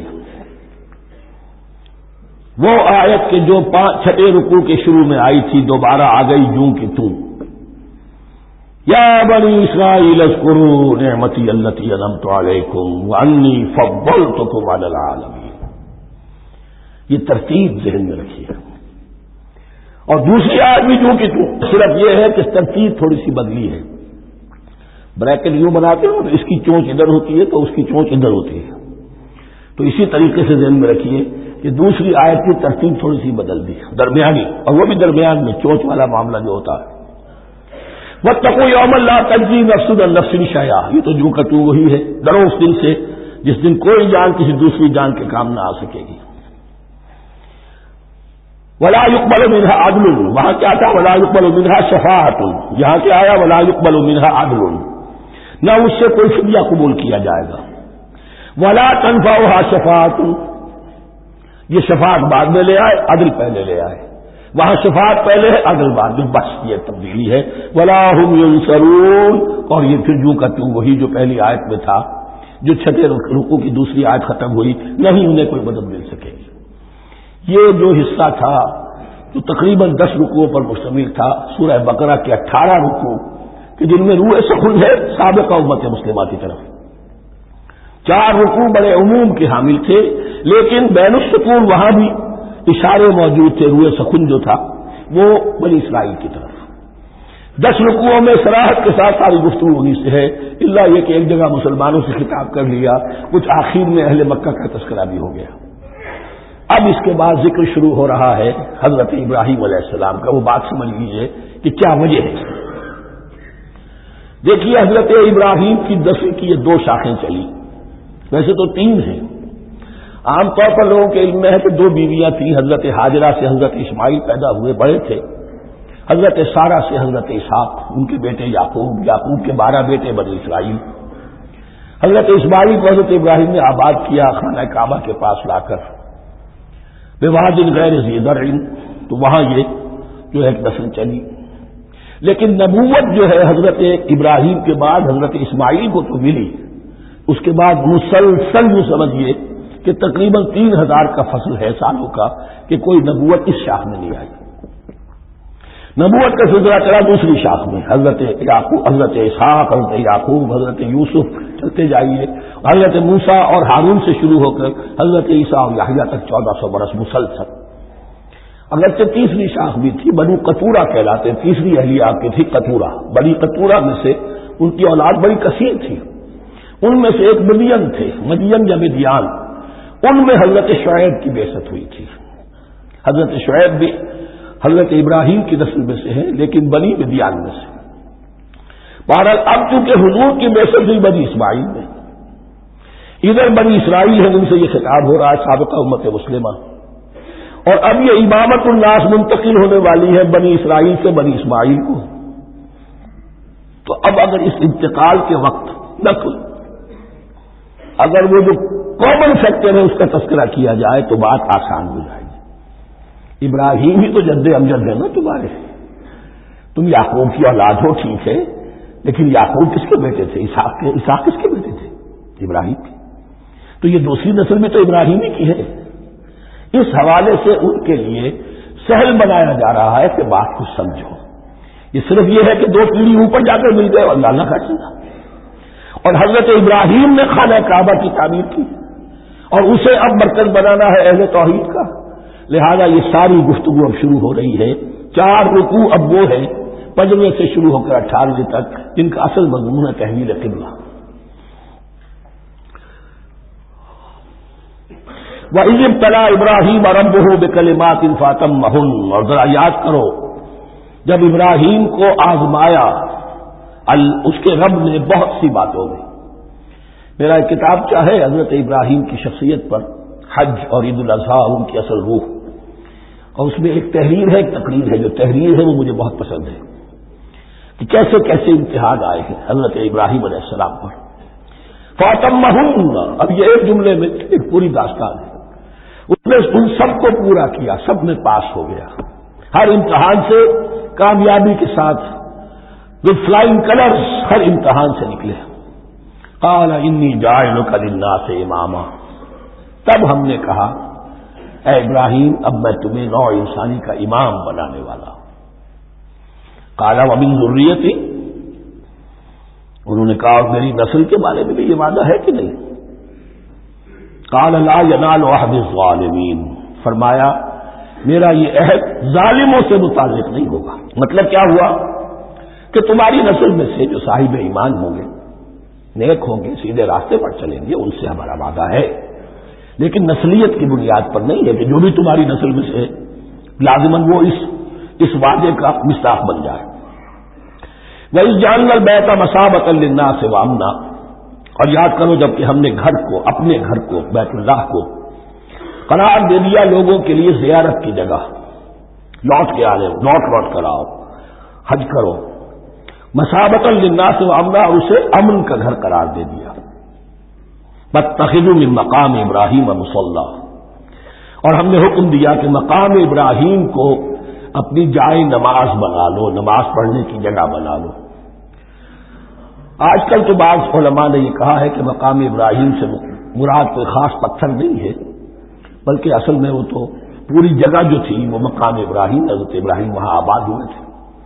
لیکن صحیح بات وہی ہے جو ہمارے سلف سے چلی آ رہی ہے، روایات پختہ ہیں اس کے بارے میں کہ جس طریقے سے حجر اسود جنت سے آیا ہے، ایسے ہی یہ بھی ایک پتھر تھا کہ جو جنت سے لایا گیا حضرت ابراہیم کے لیے جب وہ تعمیر کر رہے تھے. کوئی اور ذرائع تو ابھی تھے ہی نہیں، اس کے اوپر وہ کھڑے ہوتے تھے اور یہ پتھر ہی اونچا ہوتا جاتا تھا خود. اب جیسے جیسے تعمیر اوپر جا رہی ہے تو اس کے لیے یہ پتھر اونچا ہوتا تھا. وہ پتھر ہے جو مقام ابراہیم اب بھی محفوظ ہے، اور وہاں پر پھر طواف کر کے کعبے کا مکمل، پھر اس کے آس پاس جو ہے 2 رکعت جو ہے وہ ادا کی جاتی ہے نماز. وَعِهِدْنَا إِلَىٰ إِبْرَاهِيمَ وَإِسْمَاعِيلَ أَن طَهِّرَا بَيْتِيَ لِلطَّائِفِينَ وَالْعَاكِفِينَ وَالرُّكَّعِ السُّجُودِ، اور ہم نے عہد لے لیا تھا ابراہیم اور اسماعیل سے کہ تم دونوں ہمارے اس گھر کو، بیتیا میرے اس گھر کو پاک رکھو. اب یہ تطہیر بھی دونوں طرح کی ہوگی، ظاہری صفائی بھی ہو، گند نہ ہو، تاکہ زائر آئیں تو ان کے دلوں میں جو کدورت پیدا نہ ہو، کوفت نہ ہو، کھلی فضا ہو، صاف رکھو. اور تطہیر باطنی، وہاں توحید کا چرچا ہو، کوئی اور کفر اور شرک جو ہے وہ نہ آنے پائے. ان طہرا بیتی للطائفین والعاکفین، طواف کرنے والوں کے لیے، اعتکاف کرنے والوں کے لیے، والرکع السجود، اور رکوع اور سجود کرنے والوں کے لیے. وَإِذْ قَالَ إِبْرَاهِيمُ رَبِّ اجْعَلْ هَٰذَا بَلَدًا آمِنًا وَارْزُقْ أَهْلَهُ مِنَ الثَّمَرَاتِ مَنْ آمَنَ مِنْهُمْ بِاللَّهِ وَالْيَوْمِ الْآخِرِ. اور یاد کرو جب کہ ابراہیم نے کہا تھا اے میرے پروردگار اس گھر کو امن کی جگہ بنا دے، اور اس کے رہنے والوں، اس کے ہاں آباد ہونے والوں کو یعنی بنی اسماعیل کے لیے ان کو رزق عطا فرما، میووں کا اور پھلوں کا. من آمن منہم باللہ والیوم الآخر. اب یہاں حضرت ابراہیم خود رک گئے کہ میں اپنی ساری اولاد کے لیے یہ دعا نہ کروں، اس لیے کہ وہاں روک دیا گیا تھا لا ینال عہد الظالمین، کہ جو بھی ان میں سے ایمان اور عمل صالح والے ہوں اور یوم آخر پر ایمان رکھتے ہوں. اجعل هذا البلد آمنا وارزق اهله من الثمرات من آمن منهم بالله واليوم الآخر. اب یہاں دیکھیے اللہ تعالیٰ نے گویا کہ ہم کہیں گے ازرہ شفقت مسکراتے ہوئے گویا کہ فرمایا کہ ابراہیم قال ومن کفر، تمہاری اولاد میں سے جو کفر کرے گا فأمتعه قلیلا، اس کو بھی میں دنیا کا ساز و سامان تو دوں گا، امامت میں شامل نہیں کر سکتا، لیکن یہ کہ دنیاوی طور پر مال و متاع جو ہے وہ ان کو بھی میں دوں گا. ومن کفر فأمتعه قلیلا ثم اضطره الى عذاب النار، ہاں پھر اسے کشا لے آؤں گا جہنم کے عذاب کی طرف، وبئس المصیر، اور وہ بہت ہی بری جگہ ہے لوٹنے کی. وَإِذْ يَرْفَعُ إِبْرَاهِيمُ الْقَوَاعِدَ مِنَ الْبَيْتِ وَإِسْمَاعِيلُ، اور یاد کرو جبکہ ابراہیم اٹھا رہے تھے ہمارے گھر کی بنیادوں کو، اور اسماعیل باپ بیٹا دونوں لگے ہوئے تھے۔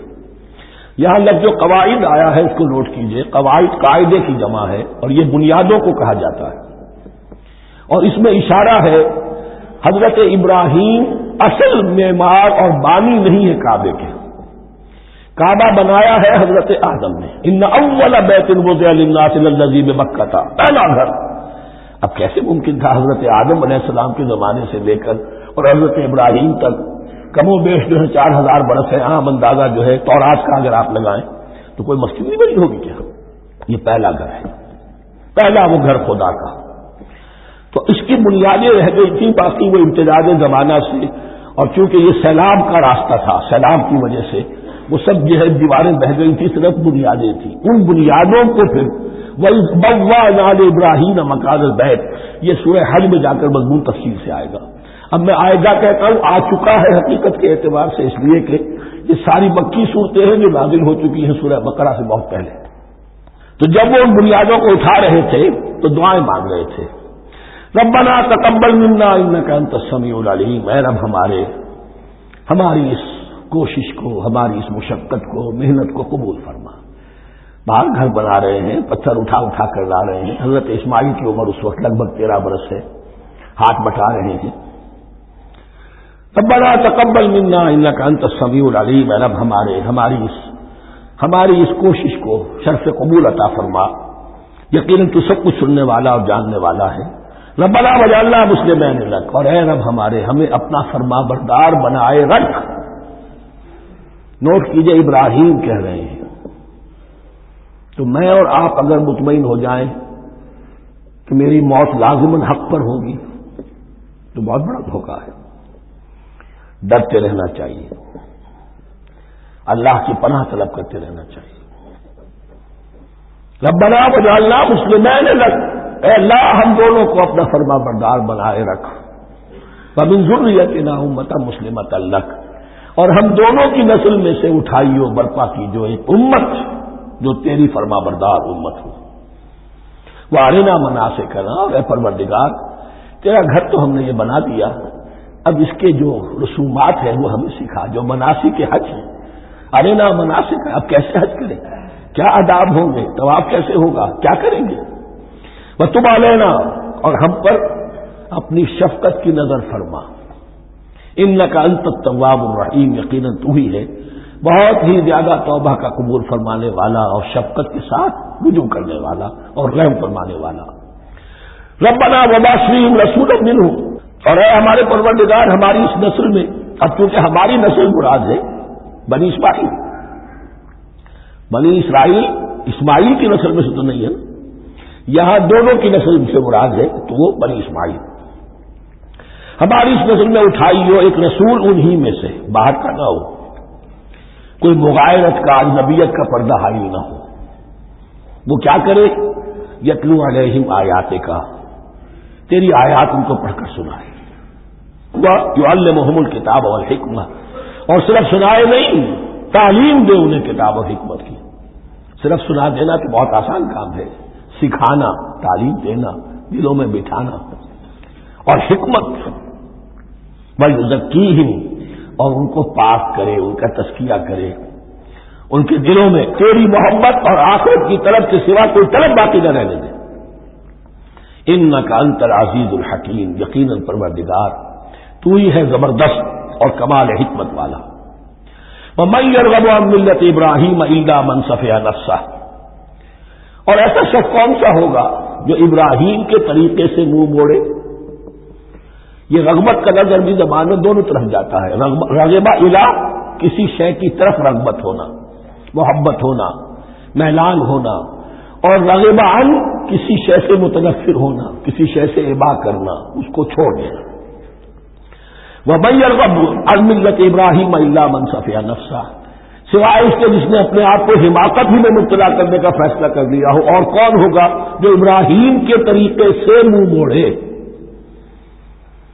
وَلَقَدِ اصْطَفَيْنَاهُ فِي الدُّنْيَا، اور ہم نے تو اسے دنیا میں بھی پسند کر لیا تھا، چن لیا تھا، وَإِنَّهُ فِي الْآخِرَةِ لَمِنَ الصَّالِحِينَ، اور یقیناً آخرت میں بھی وہ ہمارے صالح بندوں میں سے ہوں گے۔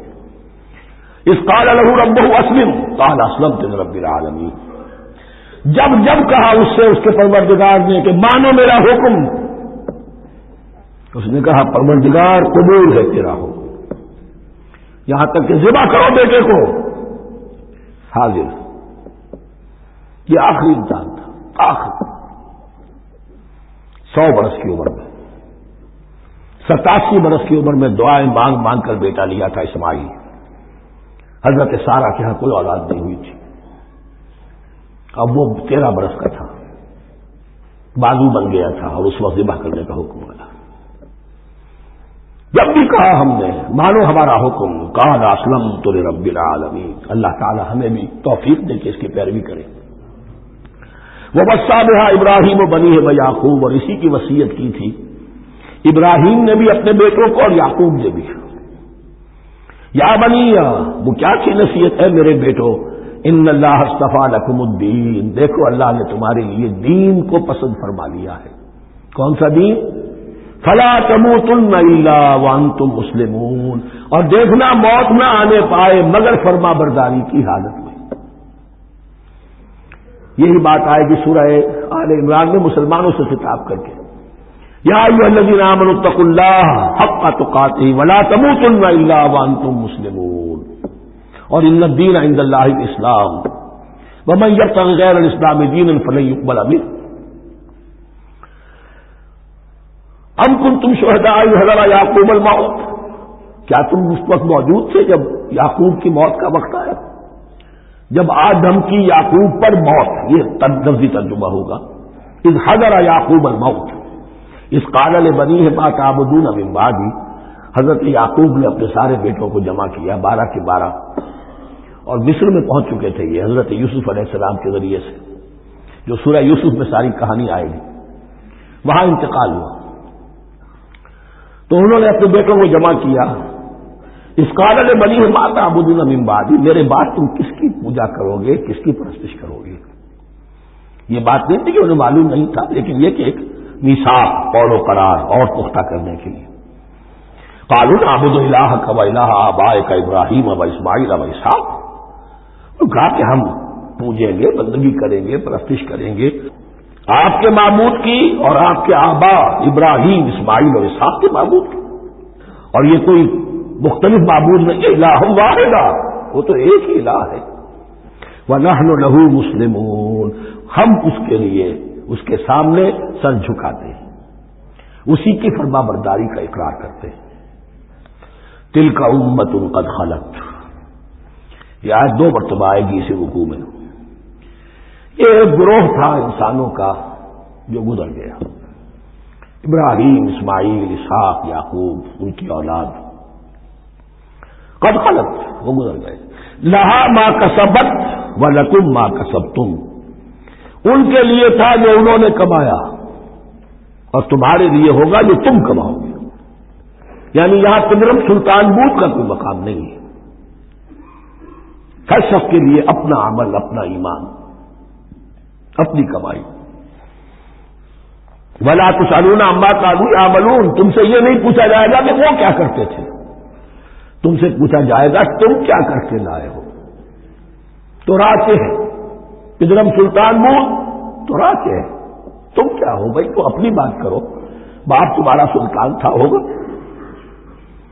وقالوا كونوا هودا أو نصارى تهتدوا، لیکن اس پس منظر میں اب ان کی خباثت کو نمایاں کیا جا رہا ہے کہ یہ تو تھی وصیت ابراہیم کی اور یعقوب کی، اور اس وقت کے یہود و نصارہ کا کیا رویہ ہے؟ قالوا كونوا هودا أو نصارى تهتدوا، وہی متحدہ محاذ حضور کے خلاف، یا تو یہودی، انہوں نے کہا کہ یا یہودی ہو جاؤ یا نصرانی تو ہدایت پر ہو جاؤ گے۔ قل بل ملت ابراہیم حنیفہ، کہہ دیجیے نہیں، بل نتبع، ہم تو نتبع یہاں پر محذوف مانیے، بل نتبع ملت ابراہیم حنیفہ، نہیں، ہم تو پیروی کریں گے ابراہیم کے طریقے کی، بالکل یکسو ہو کر۔ وما کان من المشرکین، اور وہ مشرکوں میں سے نہیں تھے۔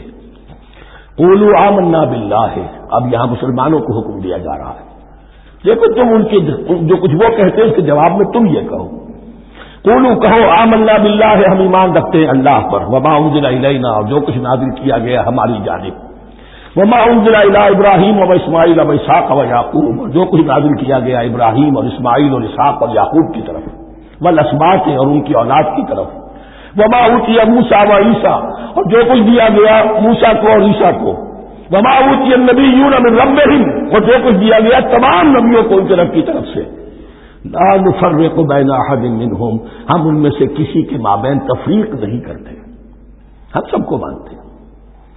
دیکھیے ایک ہے تفضیل، کسی کو ایک کو زیادہ افضل سمجھنا دوسرے سے، یہ اور بات ہے، وہ تو سورہ آل عمران میں آئے گا تلک الرسل فضلنا بعضهم علی بعض۔ تفریق یہ کہ ایک کو مانے ایک کو نہ مانے، ان رسولوں میں سے ایک کا انکار سب کا انکار، لا نفرق بین احد منہم ونحن له مسلمون، اور ہم نے تو اسی کی فرمانبرداری کا قلادہ اپنی گردن میں ڈال دیا ہے۔ فَإِنْ آمَنُوا بِمِثْلِ مَا آمَنْتُمْ، پھر اے مسلمانوں اگر یہ بھی ایمان لائے یہود اور نصارہ بالکل اسی طرح جیسے تم ایمان لائے ہو، نو کمپرومائز، ٹھیک ٹھیک وہی دین اختیار کریں، وہی راستہ جو کہ محمد کے ذریعے سے تمہیں دیا گیا صلی اللہ علیہ وسلم، فَإِنْ آمَنُوا بِمِثْلِ مَا آمَنْتُمْ بِهِ فَقَدِ اهْتَدَوْا، تب وہ ہدایت پر ہوں گے۔ وَإِنْ تَوَلَّوْا، اور اگر وہ پیٹھ موڑ لے، فَإِنَّمَا هُمْ فِي شِقَاقٍ، تو اس کے معنی یہ ہے کہ وہ زدہ میں اور دشمنی کے اندر وہ مبتلا ہو چکے ہیں۔ فَسَيَكْفِيكَهُمُ اللَّهُ، تو اے نبی آپ کے لیے ان کے مقابلے میں اللہ کافی رہے گا، آپ فکر نہ کریں، آپ کسی کمپرومائز کی دعوت کی طرف توجہ ہی نہ دیں، کچھ دو کا معاملہ سوچیں بھی نہ، ان کی مخالفتوں سے آپ مرعوب نہ ہوں، ان کی دھمکیوں کا کوئی اثر نہ لیں۔ فَسَيَكْفِيكَهُمُ اللَّهُ، اللہ کافی رہے گا آپ کے لیے ان سب کے مقابلے میں، وَهُوَ السَّمِيعُ الْعَلِيمُ، اور یقیناً وہ سب کچھ سننے والا اور جاننے والا ہے۔ ایسا نہیں ہے کہ اسے معلوم نہ ہو کہ آپ اس وقت کن حالات میں ہیں، کیسی مشکلات میں ہیں، کس طرح کی نازک صورتحال دن بدن جو ہے شکل بدل رہی ہے، لیکن آپ قائم ہیں۔ یہ ہے جگہ جہاں پر خون پڑا ہوا ہے، اس نسخے میں جو حضرت عثمان تلاوت فرما رہے تھے، اور اس وقت باغیوں نے انہیں شہید کیا ہے، ان کی زوجہ محترمہ نائلہ، انہوں نے بچانا چاہا ہے تو ان کی انگلیاں کٹ گئیں، اور خون جو ہے وہ فَسَيَكْفِيكَهُمُ اللَّهُ، ان الفاظ پر وہ خون پڑا ہے، وہ دبا بھی موجود ہے۔ وَهُوَ السَّمِيعُ الْعَلِيمُ، اور وہ سب کچھ سننے والا اور جاننے والا ہے۔ صبغۃ اللہ، کیا مانی یہاں پر بھی ایک آپ کو محذوف ماننا ہوگا، اخترنا صبغۃ اللہ، ہم نے تو اختیار کر لیا ہے اللہ کے رنگ کو، وَمَنْ أَحْسَنُ مِنَ اللَّهِ صِبْغَةً وَنَحْنُ لَهُ عَابِدُونَ، اور اللہ سے بہتر رنگ کس کا ہوگا، اور ہم تو بس اسی کی بندگی، اسی کی پرستش کرنے والے ہیں۔ قُلْ أَتُحَاجُّونَنَا فِي اللَّهِ وَهُوَ رَبُّنَا وَرَبُّكُمْ، اے نبی ان سے کہیے کہ کیا تم ہم سے محاجہ کر رہے ہو، حجت بازی کر رہے ہو، جھگڑ رہے ہو، دلیل بازی کر رہے ہو اللہ کے بارے میں؟ وَهُوَ رَبُّنَا وَرَبُّكُمْ، وہ تو ہمارا رب بھی ہے تمہارا رب بھی ہے، رب تو ایک ہے، رب بھی ایک، اس کا دین بھی ایک، ہاں شریعتوں میں فرق ہوا۔ قُلْ أَتُحَاجُّونَنَا فِي اللَّهِ وَهُوَ رَبُّنَا وَرَبُّكُمْ وَلَنَا أَعْمَالُنَا وَلَكُمْ أَعْمَالُكُمْ، رب تو ہمارا بھی وہ تمہارا بھی وہ، البتہ ہمارے لیے ہوں گے ہمارے عمل، تمہارے لیے ہوں گے تمہارے عمل۔ وَنَحْنُ لَهُ مُخْلِصُونَ، اور ہم تو اس کے لیے اپنے آپ کو خالص کر لینے والے ہیں۔ یہ ذرا 3 الفاظ یہاں پہ نوٹ کر لیجئے، یہ میرے اور آپ کے لیے لمحہ فکریہ ہیں۔ نحن لہو مسلمون، 136ویں آیت اس پر ختم ہوئی، ہم اس کے سامنے سر تسلیم خم کرتے ہیں، ان میں سے تو ہم بھی شامل ہیں۔ نحن لہو عابدون، آیت نمبر 138، ہم اس کی بندگی کرنے والے ہیں، اسی کی بندگی کرنے والے ہیں۔ تو صرف اسلام نہیں، عبادت اور ٹوٹل عبادت، ٹوٹل بندگی، پوری زندگی میں اس کے ہر حکم کی پیروی اور اطاعت۔ اس سے آگے بات آئی وَنَحْنُ لَهُ مُخْلِصُونَ، یہ عبادت اخلاص کے ساتھ نہیں ہے تو منافقت ہے۔ اس عبادت سے کوئی دنیا کی منفعت پیش نظر نہ ہو، سوداگری نہیں، یہ عبادت خدا کی ہے۔ دنیا بنانا، دنیا کمانا، دین کو ذریعہ بنانا، اس سے بڑی اور اس سے گری ہوئی کوئی حرکت نہیں۔ اخلاص، حضور نے فرمایا من صلی یرائی فقط اشرکا ومن صام یرائی فقط اشرکا ومن تصدق یرائی فقط اشرکا۔ جس نے نماز پڑھی دکھانے کے لیے اس نے شرک کیا، جس نے روزہ رکھا دکھانے کے لیے اس نے شرک کیا، اور جس نے صدقہ خیرات دیا دکھانے کے لیے اس نے شرک کیا۔ وَنَحْنُ لَهُ مُخْلِصُونَ نَحْنُ لَهُ مُسْلِمُونَ نَحْنُ لَهُ عَابِدُونَ نَحْنُ لَهُ مُخْلِصُونَ اللهم ربنا اجعلنا منهم اللهم ربنا اجعلنا منهم أم تقولون إن إبراهيم وإسماعيل وإسحاق ويعقوب والأسباط كانوا هودا أو نصارى؟ کیا تمہارا کہنا یہ ہے کہ ابراہیم اور اسماعیل اور اسحاق اور یعقوب اور ان کی اولاد یہودی تھے یا نصرانی تھے؟ تم جو کہتے ہو کہ یا یہودی ہو جاؤ یا نصرانی تب ہدایت پاؤ گے، تو ابراہیم یہودی تھے یا نصرانی؟ اور اسحاق اور یعقوب اور یوسف اور موسیٰ اور عیسیٰ یہ کون تھے؟ یہی بات آج مسلمانوں کو سوچنی چاہیے۔ محمد الرسول اللہ اور ان کے اصحاب دیوبندی تھے یا بریلوی تھے یا اہل حدیث تھے یا شیعہ تھے یا سنی تھے؟ ان تقسیموں سے اوپر ہونے کی ضرورت ہے۔ اللہ کے ساتھ اخلاص کا تقاضا یہ ہے، ٹھیک ہے ایک فقہی مسلک کے اعتبار سے ایک شخص کسی مسلک کی پیروی کر رہا ہے، لیکن اپنے آپ کو اس سے آئیڈینٹیفائی کرانا اور اس مسلک کو مقدم رکھنا دین پر، اور اس مسلک ہی کے لیے محنت اور مشقت اور بھاگ دوڑ تبلیغ ہو رہی ہے اسی کی، یہ چیز بالکل اس اصل حقیقت کے خلاف ہے کہ جو اللہ کے دین نے ہمیں سکھائی ہے۔ ان تقولون ان ابراہیم و اسماعیل و اسحاق و یعقوب و الاسباط كانوا هودا او نصارى قل انتم اعلم ام اللہ، کہیے ان سے کہ تم زیادہ جانتے ہو یا اللہ زیادہ جانتا ہے۔ ومن اظلم ممن كتم شهادة عنده من اللہ، کان کھول کر سن لو، اس سے بڑھ کر ظالم کون ہوگا جس نے اللہ کی ایک گواہی جو اس کے پاس تھی اسے چھپا لیا۔ تمہارے پاس گواہیاں ہیں، علماء یہود جانتے تھے یہ اللہ کے رسول ہیں جن کے ہم منتظر تھے، اس گواہی کو چھپائے بیٹھے۔ ومن اظلم ممن كتم شهادة عنده من اللہ وما اللہ بغافل عما تعملون، اور اللہ ہرگز غافل نہیں ہے اس سے جو تم کر رہے ہو۔ تلک امۃ قد خلت، یہ گروہ مقدس جماعت تھی یہ جس کے یہ گلے سرسبت تھے، یہ گزر گئے۔ لہا ما کسبت ولکم ما کسبتم، جو کمائی انہوں نے کی، جو عمل انہوں نے کمائے وہ ان کے لیے، تمہارے لیے نہیں۔ تمہارے لیے وہ ہوگا جو تم کماؤ گے۔ ولا تسألون عما كانوا يعملون، اور تم سے ان کے عمل کے بارے میں نہیں پوچھا جائے گا کہ انہوں نے کیا کیا، تم سے سوال یہ ہوگا کہ تم نے کیا کیا۔ بارک اللہ لی ولکم فی القرآن العظیم ونفعنی وإیاکم بالآیات والذکر الحکیم۔ نحمده ونصلی علی رسوله الکریم، اما بعد فاعوذ باللہ من الشیطان الرجیم، بسم اللہ الرحمن الرحیم۔ سيقول السفهاء من الناس ما ولاهم عن قبلتهم التي كانوا عليها قل لله المشرق والمغرب يهدي من يشاء إلى صراط مستقيم، صدق اللہ العظیم۔ اب یہ تحویل قبلہ کا مضمون براہ راست آ رہا ہے، اس کے لیے تمہیدی 2 رکوع ہم پڑھ چکے ہیں۔ حضرت ابراہیم کا تذکرہ جو معمار ہیں بیت اللہ کے، ابو الانبیاء ہیں، امام الناس ہیں، انہی کی ایک نسل بنی اسرائیل ہے، انہی کی ایک نسل بنی اسماعیل ہے۔ ان کا دین کیا تھا، اس کی بنیاد کیا تھی، انہوں نے اور خود ان کے پوتے حضرت یعقوب نے اپنی اولاد کو کس بات کی وصیت کی تھی، اب وہ اولاد مختلف پگڈنڈیوں پر چل کر کہاں کہاں پہنچ چکی ہے، یہ سارا پس منظر ہے اصل میں اس تحویل قبلہ کے لیے۔ اور تحویل قبلہ پر پورے 2 رکوع آ رہے ہیں۔ اس سے بسا اوقات یہ خیال پیدا ہوتا ہے، میرے ذہن میں بھی کبھی ہوتا تھا کہ یہ ایسی بڑی بات کیا تھی جس کے لیے قرآن مجید نے اتنے شد و مد کے ساتھ اور اس قدر تفصیل کے ساتھ بلکہ تکرار کے ساتھ بات کی۔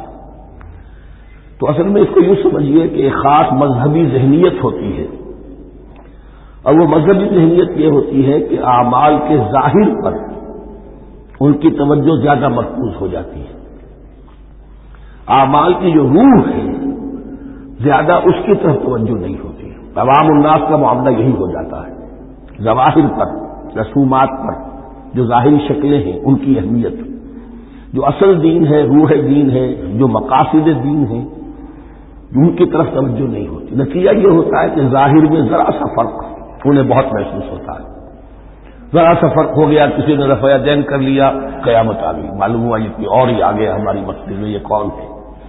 کسی نے آمین ذرا اونچا کہہ دیا، پھر قیامت آ گئی۔ یہ ساری چیزیں جو یہ خاص ایک ذہنیت ہوتی ہے، اس ذہنیت کے پس منظر میں یہ مسئلہ چھوٹا نہیں تھا۔ ایک تو یہ کہ جو قبائلی اور قومی پس منظر تھا اس کے حوالے سے سمجھیے، مکے میں جو لوگ ایمان لائے، ظاہر بات ہے ان سب کو عقیدت تھی خانہ کعبہ کے ساتھ، خود حضور کو تھی، آپ روتے ہوئے نکلے ہیں اور آپ نے یہ فرمایا تھا کہ اے کعبہ مجھے تجھ سے بڑی محبت ہے، لیکن تیرے یہاں کے رہنے والے مجھے یہاں رہنے نہیں دیتے۔ پھر یہ کہ وہ جو عقیدت اور محبت تھی وہ تمام اور مسلمانوں کے دلوں میں بھی تھی۔ مدینے میں آ کر آپ نے رخ بدل دیا، جب تک مکے میں تھے معلوم ہوتا ہے کہ حضور تو کھڑے ہوتے تھے نماز کے لیے ہے کافی، تو آپ اس طرح کھڑے ہوتے تھے کہ بیک وقت استقبال قبلتین ہو جاتا تھا، یعنی جو جنوبی دیوار ہے ایک طرف وہ کونا ہے جس میں حجر اسود ہے، اور دوسری طرف وہ یمانی ہے، رکن یمانی جو یمن کی طرف ہے، جو جنوب مغرب کی طرف ہے، جنوب کی طرف ہے، ادھر کوئی شخص کھڑا ہوگا اور وہیں پر انہی کے درمیان جو ہے جب طواف کیا جاتا ہے تو دعا مانگی جاتی ہے، ربنا آتنا فی الدنیا حسنۃ وفی الآخرۃ حسنۃ وقنا عذاب النار۔ باقی پورے طواف میں آپ جو چاہیں دعا مانگے، لیکن یہاں یہ دعا ہے خاص۔ اب اگر کوئی شخص ادھر کھڑا ہو کر نماز پڑھ رہا ہے تو کعبہ تو سامنے ہے ہی، ٹھیک سیٹ میں یروشلم بھی ہے، تو استقبال القبلتین ایک ہی وقت میں دو قبلوں کی طرف رخ ہو گیا۔ مدینہ میں آ کر معاملہ بدل گیا، مدینہ درمیان میں ہے، مکہ مکرمہ اس کے جنوب میں ہے اور یروشلم اس کے شمال میں ہے۔ اب جنوب کی طرف رخ کریں گے تو پیٹھ ہوگی یروشلم کی طرف، یروشلم کی طرف رخ کریں گے تو پیٹھ ہوگی کعبہ کی طرف۔ اس میں امتحان ہو گیا ان لوگوں کا جو ایمان لائے تھے کہ آیا وہ محمد الرسول اللہ صلی اللہ علیہ وسلم کے فرمان کی پیروی کرتے ہیں یا اپنی پرانی عقیدتوں اور اپنی پرانی جو روایات ہیں ان کو زیادہ اہمیت دیتے ہیں۔ اللہ کا شکر ہے جو لوگ مکے سے آئے تھے ان کی اتنی تربیت ہو چکی تھی کہ ان میں سے کسی کے لیے کوئی مسئلہ پیدا نہیں ہوا۔ اقبال کا وہ مصرع پھر سنا رہا ہوں، بمصطفیٰ برساں خیش را کے دی ہمؤ اگر بہو نہ رسیدی تمام بولا حدیث۔ حالانکہ قرآن مجید میں کہیں منقول نہیں ہے کہ اللہ نے حکم دیا تھا، ہو سکتا ہے اللہ نے حضور کو وحی خفی کے ذریعے سے حکم دیا ہو، لیکن وحی جلی میں کہیں نہیں ہے کہ آپ کو حکم دیا گیا ہو کہ یروشلم کی طرف رخ کر کے نماز پڑھیے۔ یہ امتحان ہو گیا کہ رسول کا اتباع کتنا کچھ ہے۔ اب جب یہ حکم آیا اب امتحان ہو گیا جو مدینے میں رہنے والے جو ایمان لائے تھے ان کا، اس لیے کہ یہاں یہودی بھی تھے، بعض ان میں سے ایمان لائے، عبداللہ ابن سلام رضی اللہ تعالیٰ عنہ ان کو علماء میں سے تھے، لیکن جو اور دوسرے لوگ تھے وہ بھی زیر اثر تھے یہود کے علماء کے، ان کے دل میں بھی یروشلم کی عظمت تھی۔ اب جب انہیں رخ کرنا پڑا تو یہ ان کے ایمان کا امتحان ہو گیا، تو یہ بڑا امتحان تھا اس میں کہ جو سب کے لیے مثبت تھا۔ اور مسلمانوں میں سے بعض لوگوں کے دلوں میں یہ خیال بھی پیدا ہوا ہوگا اگر اصل قبلہ یہ تھا تو ہم نے اب تک جو نمازیں پڑھی ہیں وہ تو پھر ہم نے غلط اس پر پڑھی، ہماری اتنی سالوں کی کسی کو ایمان لائے وہ 10 برس ہو گئے، ہماری ان نمازوں کا کیا بنے گا؟ وہ نمازیں ضائع ہو گئی تو نماز پر ایمان کا رکن رکین ہے، تو بڑی تشویش پیدا ہو گئی۔ اس کے ساتھ ہی ایک مسئلہ یہ پیدا ہوا سیاسی اعتبار سے کہ یہود اب تک تو یہ سمجھ رہے تھے کہ حضور نے اور مسلمانوں نے ہمارا قبلہ اختیار کر لیا ہے، تو گویا کہ ہمارے کیمپ فالوورز ہیں، ہمارا تو انہوں نے اتباع کیا ہے، لہذا ہمیں کوئی خاص اندیشہ نہیں ان کی طرف سے۔ لیکن اب جب قبلہ بدل گیا تو ان کے کان کھڑے ہو گئے کہ یہ تو پھر کوئی نئی اب ملت ہے اور نئی امت کی تشکیل ہو رہی ہے، لہذا ان کی طرف سے مخالفت جو تھی اس کے اندر شدت زیادہ پیدا ہو گئی۔ یہ سارے مضامین تھے کہ جو یہاں پر زیر بحث آ رہے ہیں۔ سَيَقُولُ السُّفَهَاءُ مِنَ النَّاسِ، بہت غیر معمولی ہے اس کا آغاز بھی اس آیت کا۔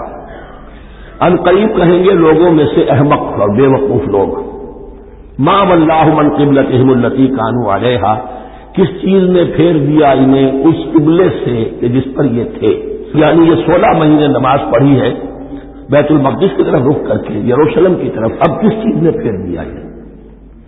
قُلْ لِلَّهِ الْمَشْرِقُ وَالْمَغْرِبُ، دیکھیے وہی الفاظ جو 14 رکوع میں آئے تھے جو تمہید بن رہے تھے، کہہ دیجیے کہ اللہ ہی کے لیے ہے مشرق اور مغرب۔ گویا کہ شمال و جنوب، مشرق و مغرب، شمال و جنوب، محاورے میں مشرق و مغرب زیادہ استعمال ہوتا ہے، سب اللہ کے ہیں، اللہ کسی سمت میں محدود نہیں ہے۔ یہدی من یشاء الی صراط مستقیم، وہ جس کو چاہتا ہے سیدھے راستے کی طرف ہدایت دے دیتا ہے۔ وَكَذَلِكَ جَعَلْنَاكُمْ، اب یہ خاص بات کہی جاتی ہے، اے مسلمانوں تم اس تحویل قبلہ کو معمولی بات نہ سمجھو، یہ علامت ہے اس بات کی کہ اب تمہیں وہ حیثیت حاصل ہو گئی۔ وَكَذَلِكَ جَعَلْنَاكُمْ أُمَّةً وَسَطًا لِتَكُونُوا شُهَدَاءَ عَلَى النَّاسِ وَيَكُونَ الرَّسُولُ عَلَيْكُمْ شَهِيدًا، اب تمہارا فرض منصب یہ ہے کہ رسول نے جس دین کی گواہی تم پر دی ہے اپنے عمل سے، اپنے قول سے، اسی دین کی گواہی تمہیں دینی ہے اپنے قول سے اور اپنے عمل سے پوری نوع انسانی پر۔ اب تم لنک بن گئے ہو۔ اب تک نبوت کا سلسلہ جاری تھا، ایک نبی کی تعلیم ختم ہوئی، بگڑ گئی، تحریف ہو گئی، غائب ہو گئی، دوسرا نبی آ گیا، پھر کوئی تیسرا آ گیا، چلے آ رہے۔ لہذا ہر دور کے اندر اب وہ جو معاملہ تھا تسلسل کے ساتھ چل رہا تھا، اب یہاں نبوت ختم ہو رہی ہے محمد رسول اللہ صلی اللہ علیہ وسلم پر، تو نوع انسانی تو ختم نہیں ہو رہی، ابھی قیامت تو نہیں آئی ہے۔ اب آگے لوگوں کو تبلیغ کرنا، ان تک دین پہنچانا، ان پر حجت قائم کرنا، ان کا احقاق حق پر ابطال باطل کا فریضہ سر انجام دینا، یہ کون کرے گا؟ تو پہلے تو ہمیشہ اللہ کی طرف سے وہی جبریل لائے اور نبی کے پاس آ گئے، نبی نے لوگوں کو سکھا دیا۔ اب یہ کہ اللہ سے جبریل لائے محمد کے پاس، محمد نے سکھایا تمہیں، اور تمہیں سکھانا ہے پوری نوع انسانی کو، تو تم اب وہ درمیانی لنک ہو۔ وَكَذَلِكَ جَعَلْنَاكُمْ أُمَّةً وَسَطًا لِتَكُونُوا شُهَدَاءَ عَلَى النَّاسِ وَيَكُونَ الرَّسُولُ عَلَيْكُمْ شَهِيدًا، یہ مضمون زیادہ کھلے گا چل کر سورہ حج کی آخری آیات میں۔ اسی طرح سے مراد یہ کہ تحویل قبلہ ایک مظہر ہے اس کا، اس سے تم اپنی ذمہ داریوں کا اندازہ کرو، صرف خوشیاں نہ مناؤ، جشن نہ مناؤ، بلکہ یہ کہ یہ بہت بڑی ذمہ داری کا بوجھ جو تم پر آ گیا۔ کبھی ہم نے اپنے بندے محمد کے کاندھوں پر جب یہ بوجھ رکھا تھا تو ان سے بھی کہا تھا صلی اللہ علیہ وسلم، انا سنلقی علیک قولا ثقیلا، اے نبی ہم آپ پر ایک بھاری بات ڈالنے والے ہیں، وہی بھاری بات بہت بڑے پیمانے پر اب تمہارے کندھوں پر آ گئی ہے۔ وَكَذَلِكَ جَعَلْنَاكُمْ أُمَّةً وَسَطًا لِتَكُونُوا شُهَدَاءَ عَلَى النَّاسِ وَيَكُونَ الرَّسُولُ عَلَيْكُمْ شَهِيدًا وَمَا جَعَلْنَا الْقِبْلَةَ الَّتِي كُنْتَ عَلَيْهَا، اور ہم نے نہیں قرار دیا تھا اس قبلے کو جس پر کہ اے نبی آپ پہلے تھے۔ یعنی یہ دو طرح کی بات ہو سکتی ہے، وہی یہ خفی سے اللہ نے فرمایا ہو کہ اے محمد اب کچھ عرصے کے لیے یروشلم کی طرف رخ کر کے نماز پڑھو، وہی یہ جلی میں نہیں ہے، اور یہ بھی ہو سکتا ہے یہ حضور کا اجتہاد ہو اور اسے اللہ نے قبول فرما لیا، دونوں باتوں کا امکان موجود ہے۔ حضور کے اجتہاد پر اگر اللہ کی طرف سے نفی نہ آئے تو وہ گویا اللہ کی طرف سے۔ وَمَا جَعَلْنَا الْقِبْلَةَ الَّتِي كُنْتَ عَلَيْهَا إِلَّا لِنَعْلَمَ مَن يَتَّبِعُ الرَّسُولَ مِمَّن يَنقَلِبُ عَلَىٰ عَقِبَيْهِ، اور نہیں ٹھہرایا تھا ہم نے اس قبلے کو جس پر کہ آپ رہے ہیں مگر یہ جاننے کے لیے کہ کون ہے، یہ ظاہر کرنے کے لیے کہ کون ہے کہ جو اتباع کرتے ہیں رسول کا صلی اللہ علیہ وسلم، اور وہ کون ہے کہ جو اپنی ایڑیوں کے بل لوٹ جاتے ہیں۔ یعنی مدینے میں آ کر اگر کوئی مکے کا مسلمان کہتا تھا اب یہ قبلہ مجھے قبول نہیں ہے، وہ واپس ہو جاتا، ایسا ہوا نہیں۔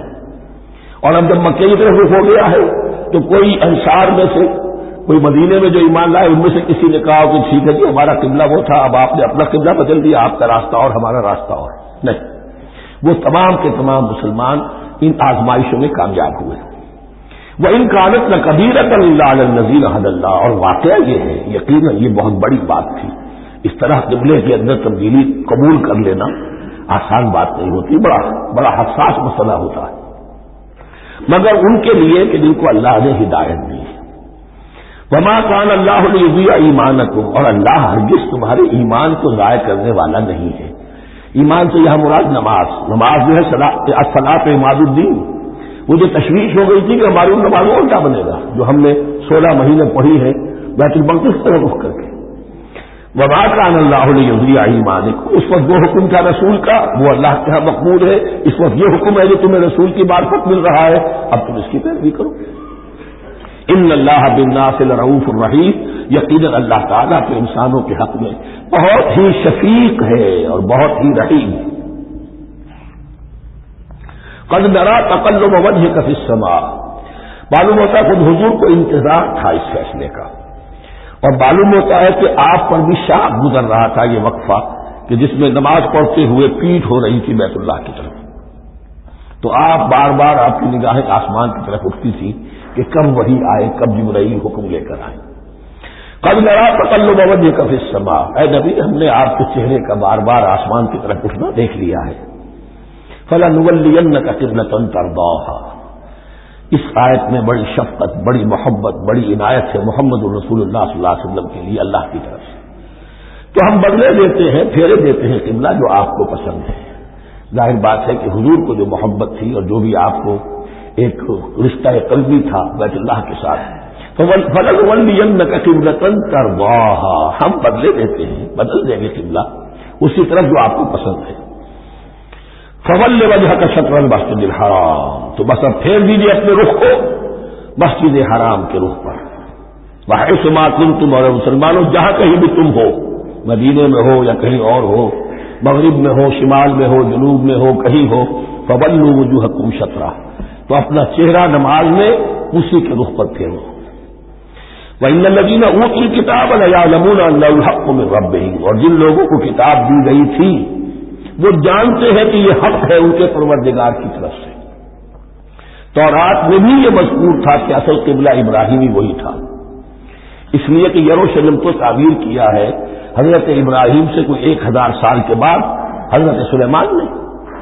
یہ جو بھی ہیکل سلیمانی ہے کم سے کم 1000 برس کا فصل ہے حضرت ابراہیم نے حضرت سلیمان نے. تو حضرت ابراہیم کا قبلہ کون سا تھا؟ تو وہ بھی مولانا امین احسن اصلاحی صاحب نے اردو میں ترجمہ کیا ہے مولانا حمید الدین فراہی کی کتاب کا، اور وہ بہت اہم ہے اس موضوع کو سمجھنے کے لیے. بہت سے مسلمان مفسرین نے بھی اس میں ٹھوکر کھائی ہے. ان الذین اوتوا الکتاب لیعلمون انہ الحق من ربہم وما اللہ بغافل عما یعملون، اور اللہ غافل نہیں ہے اس سے کہ جو وہ کر رہے ہیں. وَلَئِنْ أَتَاكَ الَّذِينَ أُوتُوا الْكِتَابَ بِكُلِّ آیَةٍ مَا تَبِعُوا قِبْلَتَكَ، اے نبی آپ ان اہل کتاب کو اگر تمام دلائل بھی دے دیں گے، تمام نشانیاں بھی دکھا دیں گے، تب بھی یہ آپ کے قبلے کی پیروی نہیں کریں گے. وَمَا أَنْتَ بِتَابِعٍ قِبْلَتَهُمْ، اور نہ ہی اب آپ پیروی کرنے والے ہیں ان کے قبلے کی. یہ تو لکم دینکم ولی دین والا معاملہ ہو گیا. وَمَا بَعْضُهُمْ بِتَابِعٍ قِبْلَةَ بَعْضٍ، حد یہ ہے کہ یہ خود جو ہے آپس میں ایک دوسرے کے قبلے کی پیروی نہیں کرتے. یعنی نصارہ اور یہود اگرچہ یروشلم سب کا قبلہ ہے، لیکن عین یروشلم میں جا کر جو یہودی ہے وہ مغربی گوشے کو اختیار کرتے تھے، مغرب کی طرف رخ کرتے تھے ہیکل سلیمانی میں، اور جو نصارہ ہے وہ مشرق کی طرف. اس لیے کہ حضرت مریم سلام علیہا نے جو اعتکاف کیا تھا مکان شرقیہ، وہ جو مکان تھا ان کا جہاں اعتکاف تھا، جہاں فرشتہ ان کے پاس آیا ہے، وہ ہیکل کے کسی شرقی گوشے میں تھا. تو انہوں نے عیسائیوں نے اسی کو اپنا شرقی گوشے کو قبلہ بنا لیا. وما ولئن اتبعت اهواءهم، اور اے نبی اگر بالفرض آپ نے ان کی خواہشات کی پیروی کی، من بعد ما جاءك من العلم، اس کے بعد کہ آپ کے پاس العلم صحیح علم آ چکا ہے، انك اذا لمن الظالمین، تو آپ بھی پھر ظلم کرنے والوں میں سے ہو جائیں گے. معاذ اللہ. الذین آتیناہم الکتاب یعرفونہ کما یعرفون ابناءہم، جن لوگوں کو ہم نے کتاب دی یعنی تورات اور انجیل کے جو صحیح ماننے والے ہیں، یہ نقطہ یہاں نوٹ کر لیجئے، تورات اور انجیل کے ماننے والوں میں سے غلط کاروں کے لیے مجہول کا صیغہ آتا ہے. اوتوا الکتاب، جنہیں کتاب دی گئی تھی، اور جو ان میں سے ٹھیک تھے صحیح رخ پر تھے ان کے لیے معروف کا صیغہ ہوتا ہے جنہیں کتاب ہم نے دی تھی. یہ انداز جو ہے معروف اور مجہول کا، یہ آپ دیکھیں گے کہ فرق ہوگا. جہاں ان کی کسی غلط بات کا تذکرہ ہوگا الذین اوتوا الکتاب، اور جہاں اچھی بات کا تو وہاں یہ کہ جو آتیناہم الکتاب، الذین آتیناہم الکتاب یعرفونہ کما یعرفون ابناءہم، وہ ایسے ہی پہچانتے ہیں اس کو۔ ہو کی ضمیر قبلے کی طرف بھی ہے اور ہو کی ضمیر محمد الرسول اللہ کی طرف بھی ہے، ہو کی ضمیر قرآن کی طرف بھی ہے۔ ایسے پہچانتے ہیں جیسے اپنے بیٹوں کو۔ وَإِنَّ فَرِيقًا مِّنْهُمْ، اور یقیناً ان میں سے گروہ وہ ہے لَيَكْتُمُونَ الْحَقَّ وَهُمْ يَعْلَمُونَ، جو جانتے بوجھتے حق کو چھپاتے ہیں۔ الحق من ربک، یہ حق ہے آپ کے رب کی طرف سے۔ فَلَا تَكُونَنَّ مِنَ الْمُمْتَرِينَ، تو آپ ہرگز نہ بنے شک کرنے والوں میں۔ یہ حضور سے خطاب ہو رہا ہے اور حضور کی وساطت سے اصل میں ہر مسلمان سے خطاب ہو رہا ہے۔ یہ بات ان سے کہی جا رہی ہے کہ اس میں کوئی شک اپنے پاس بتانے دو، یہ تو حق ہے تمہارے پروردگار کی طرف سے۔ وَلِكُلٍّ وِجْهَةٌ هُوَ مُوَلِّيهَا، ہر ایک کے لیے ہم نے ایک رخ معین کر دیا جس کی طرف سے وہ رخ کرتا ہے۔ فَاسْتَبِقُوا الْخَيْرَاتِ، تو مسلمانوں تمہارے لیے ایک رخ تو ہم نے معین کر دیا بیت اللہ کا۔ ایک باطنی رخ کیا ہے؟ نیکیوں میں ایک دوسرے سے آگے بڑھنے کی کوشش کرو۔ ایک ہے ظاہر، نماز کا ظاہر ہے، آپ نے قبلے کی طرف رخ کر لیا ہے، آپ نے وضو کیا ہے۔ ایک نماز کا باطن ہے، خشوع ہے، خضوع ہے، حضور قلب حاصل ہے، دقت ہے، معلوم ہے کس کے سامنے حاضری ہے۔ اسی طریقے سے قبلہ ایک تو یہ ہے جو کہ کعبہ ہے، بیت اللہ ہے، ایک یہ فاستبقوا الخیرات، تم ہر نیکی کے اندر ایک دوسرے سے آگے بڑھنے کی کوشش کرو۔ اینما تکونوا یأتی بکم اللہ جمیعا، جہاں کہیں بھی ہوگے اللہ تم سب کو لے آئے گا، جمع کر دے گا۔ ان اللہ علی کل شیء قدیر، یقینا اللہ تعالی ہر چیز پر قادر ہے۔ ومن حیث خرجت فول وجهک شطر المسجد الحرام، اور جدھر سے بھی آپ کا نکلنا ہو، کہیں سفر کریں، کہیں بھی جائیں، تو آپ اپنا رخ پھیر لیجئے مسجد حرام کی طرف۔ وانہ للحق من ربک، اور یہ یقینا حق ہے آپ کے رب کی طرف سے۔ وما اللہ بغافل عما تعملون، اور اللہ غافل نہیں اس سے بھی جو تم کر رہے ہو۔ یہاں بظاہر جو ہے کلام حضور سے ہے، اصل میں مسلمانوں سے خطاب ہے بواسطہ محمد صلی اللہ علیہ وسلم۔ وَمِنْ حَيْثُ خَرَجْتَ فَوَلِّ وَجْهَكَ شَطْرَ الْمَسْجِدِ الْحَرَامِ وَحَيْثُ مَا كُنتُمْ فَوَلُّوا وُجُوهَكُمْ شَطْرَهُ، اور دیکھو جہاں بھی تم نکلو اپنا رخ کرو مسجد حرام کی طرف۔ امریکہ میں جاؤ تب بھی رخ ہوگا مسجد حرام کی طرف، روس میں جاؤ رخ تمہارا ہوگا مسجد حرام کی طرف۔ وَحَيْثُ مَا كُنتُمْ، اور اے مسلمانوں جہاں کہیں بھی تم ہو، فَوَلُّوا وُجُوهَكُمْ شَطْرَهُ، تو اپنے چہروں کو پھیر دو اسی کے رخ پر۔ لئلا یکون للناس علیکم حجہ، تاکہ نہ رہے لوگوں کے پاس تمہارے خلاف کوئی دلیل۔ اب اس بات کو سمجھ لیجئے کہ چونکہ تورات میں لکھا ہوا تھا کہ نبی آخر الزمان کا قبلہ کعبہ ہوگا، اگر حضور یہ قبلہ اختیار نہ کرتے تو علماء یہود حجت قائم کرتے مسلمانوں پر کہ دیکھو تورات میں تو یہ لکھا ہے اور انہوں نے وہ اختیار نہیں کیا۔ تو یہ گویا کہ ان کے اوپر اتمام حجت بھی ہو رہا ہے اور قطع عذر بھی ہو رہا ہے، ان کی حجت کی جڑ بھی کٹ رہی ہے۔ الا الذین ظلموا منہم، سوائے ان میں سے ان کے جو ظالم ہیں، اعتراض کرنے کے لیے لاکھ انہوں نے پھر بھی ہیلے بہانے بنائی لینے ہیں۔ فلا تخشوہم، تو مسلمانوں ان سے نہ ڈرو، واخشونی، مجھ سے ڈرو۔ ولأتم نعمتی علیکم، اور یہ جو تحویل قبلہ ہوئی ہے اور محمد رسول اللہ صلی اللہ علیہ وسلم کی بعثت کی بنیاد پر ایک نئی امت کو شکل دی جا رہی ہے اور اسے اب امامت الناس سے سرفراز کیا جا رہا ہے، وراثت ابراہیمی اب اسے منتقل ہو گئی ہے۔ یہ اس لیے ہے وَلَأُتِمَّ نِعْمَتِي عَلَيْكُمْ، اپنی نعمت میں تم پر اس کا اتمام فرما دوں، مکمل کر دوں، وَلَعَلَّكُمْ تَهْتَدُونَ، اور تاکہ تم ہدایت یافتہ بن جاؤ۔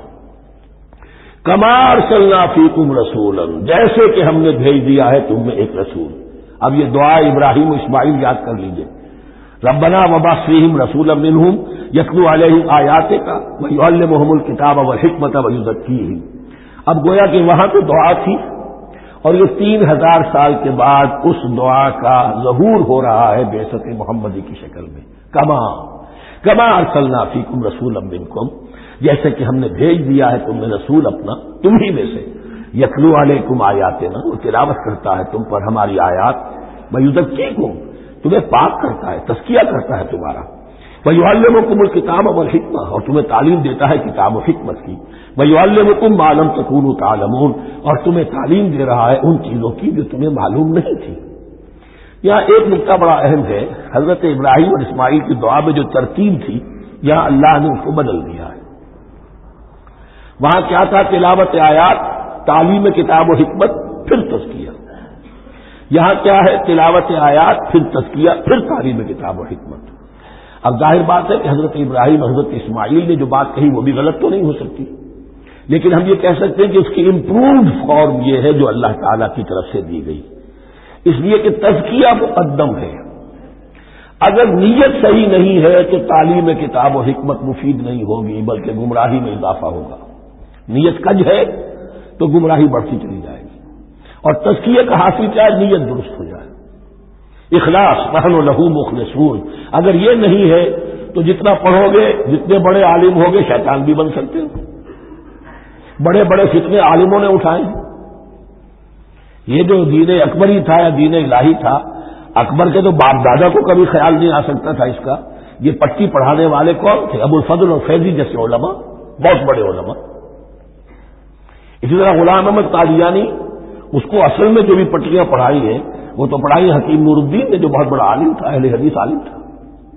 تو در حقیقت بہت بڑا عالم ہوگا، اگر اس کی کج ہو گئی نیت تو اس میں ہی بڑا فتنہ اٹھا دے گا۔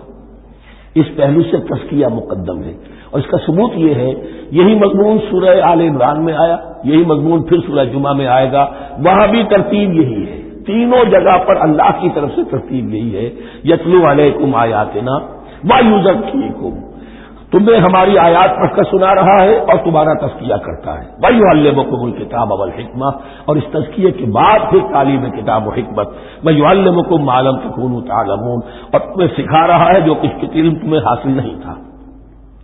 فاذکرونی اذکرکم، پس مجھے یاد رکھو، میں تمہیں یاد رکھوں گا۔ یہ بہت بڑا میثاق ہے اور بہت بڑا وعدہ ہے، بہت بڑا وعدہ ہے۔ اور یہاں تک حدیث میں پھر اس کی شرح آئی ہے، میرا بندہ اگر مجھے اپنے دل میں یاد کرتا ہے میں بھی اسے اپنے جی میں یاد کرتا ہوں، اور میرا بندہ اگر میرا ذکر کسی محفل میں کرتا ہے تو میں اس سے بہت اعلیٰ محفل میں اس کا ذکر کرتا ہوں۔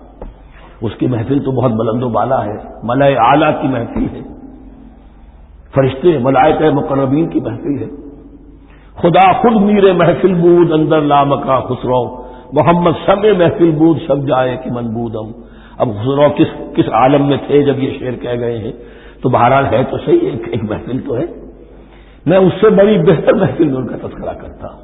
فاذکرونی اذکرکم واشکرونی ولا تکفرون، اور میرا شکر کرو، میری نعمتوں کا ادراک کرو، اس کا شعور حاصل کرو، اس پر زبان سے بھی شکر ادا کرو، اپنے عمل سے بھی، جوارح سے بھی ان نعمتوں کا حق ادا کرو۔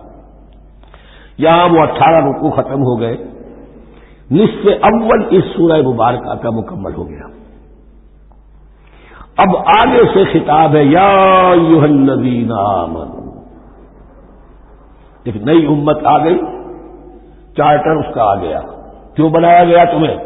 لتکونوا شہداء علی الناس ویکون الرسول علیکم شہیدا، تم اب لنک ہو ہمیشہ ہمیشہ کے لیے محمد اور پوری نوع انسانی کے درمیان۔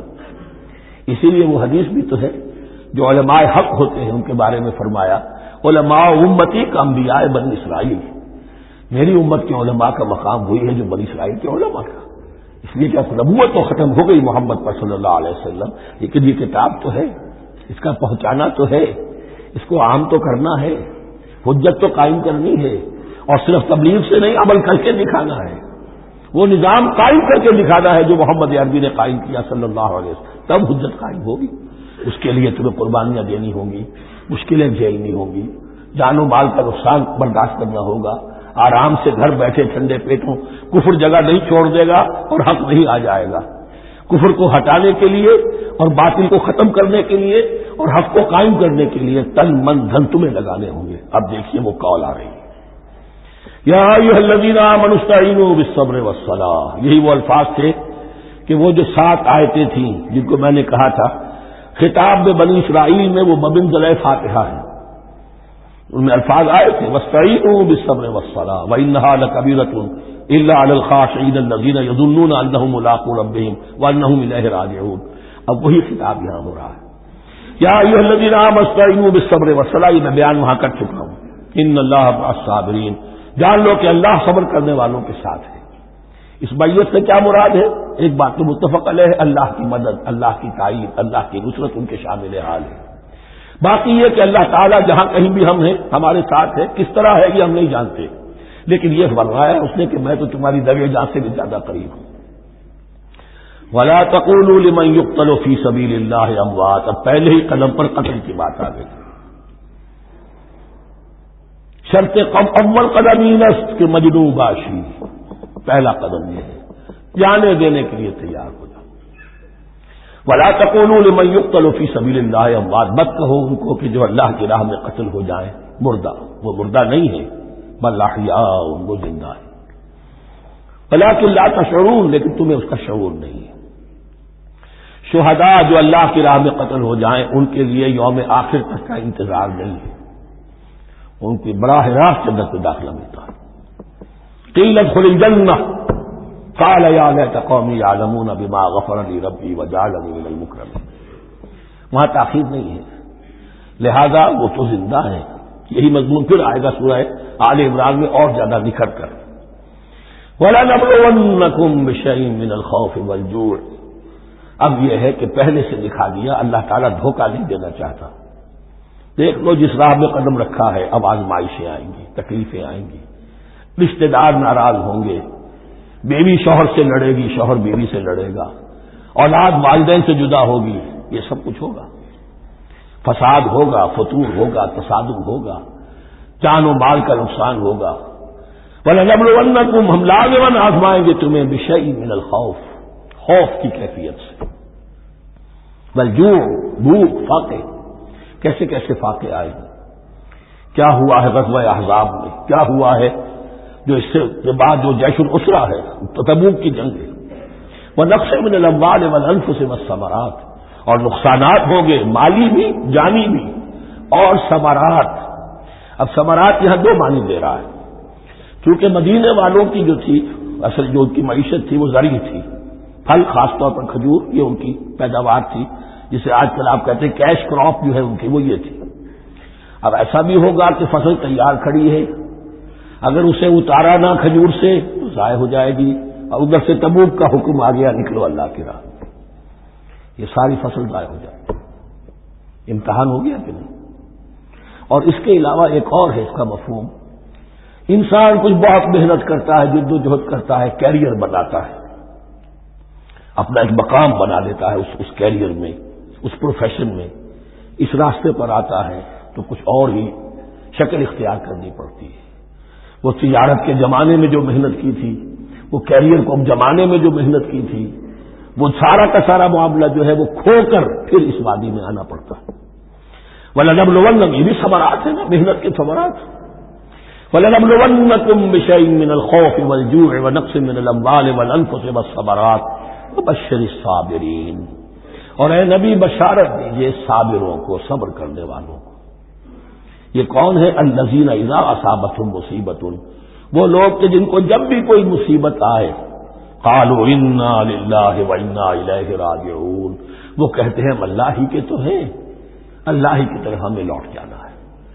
کل بھی جانا تھا، آج چلے جائیں، حاضر ہیں، جتنی جلدی بلا لو. نشان مرد مومن باتوں وہ اب کہ مرد آیا تبسم پر لگے اس کو.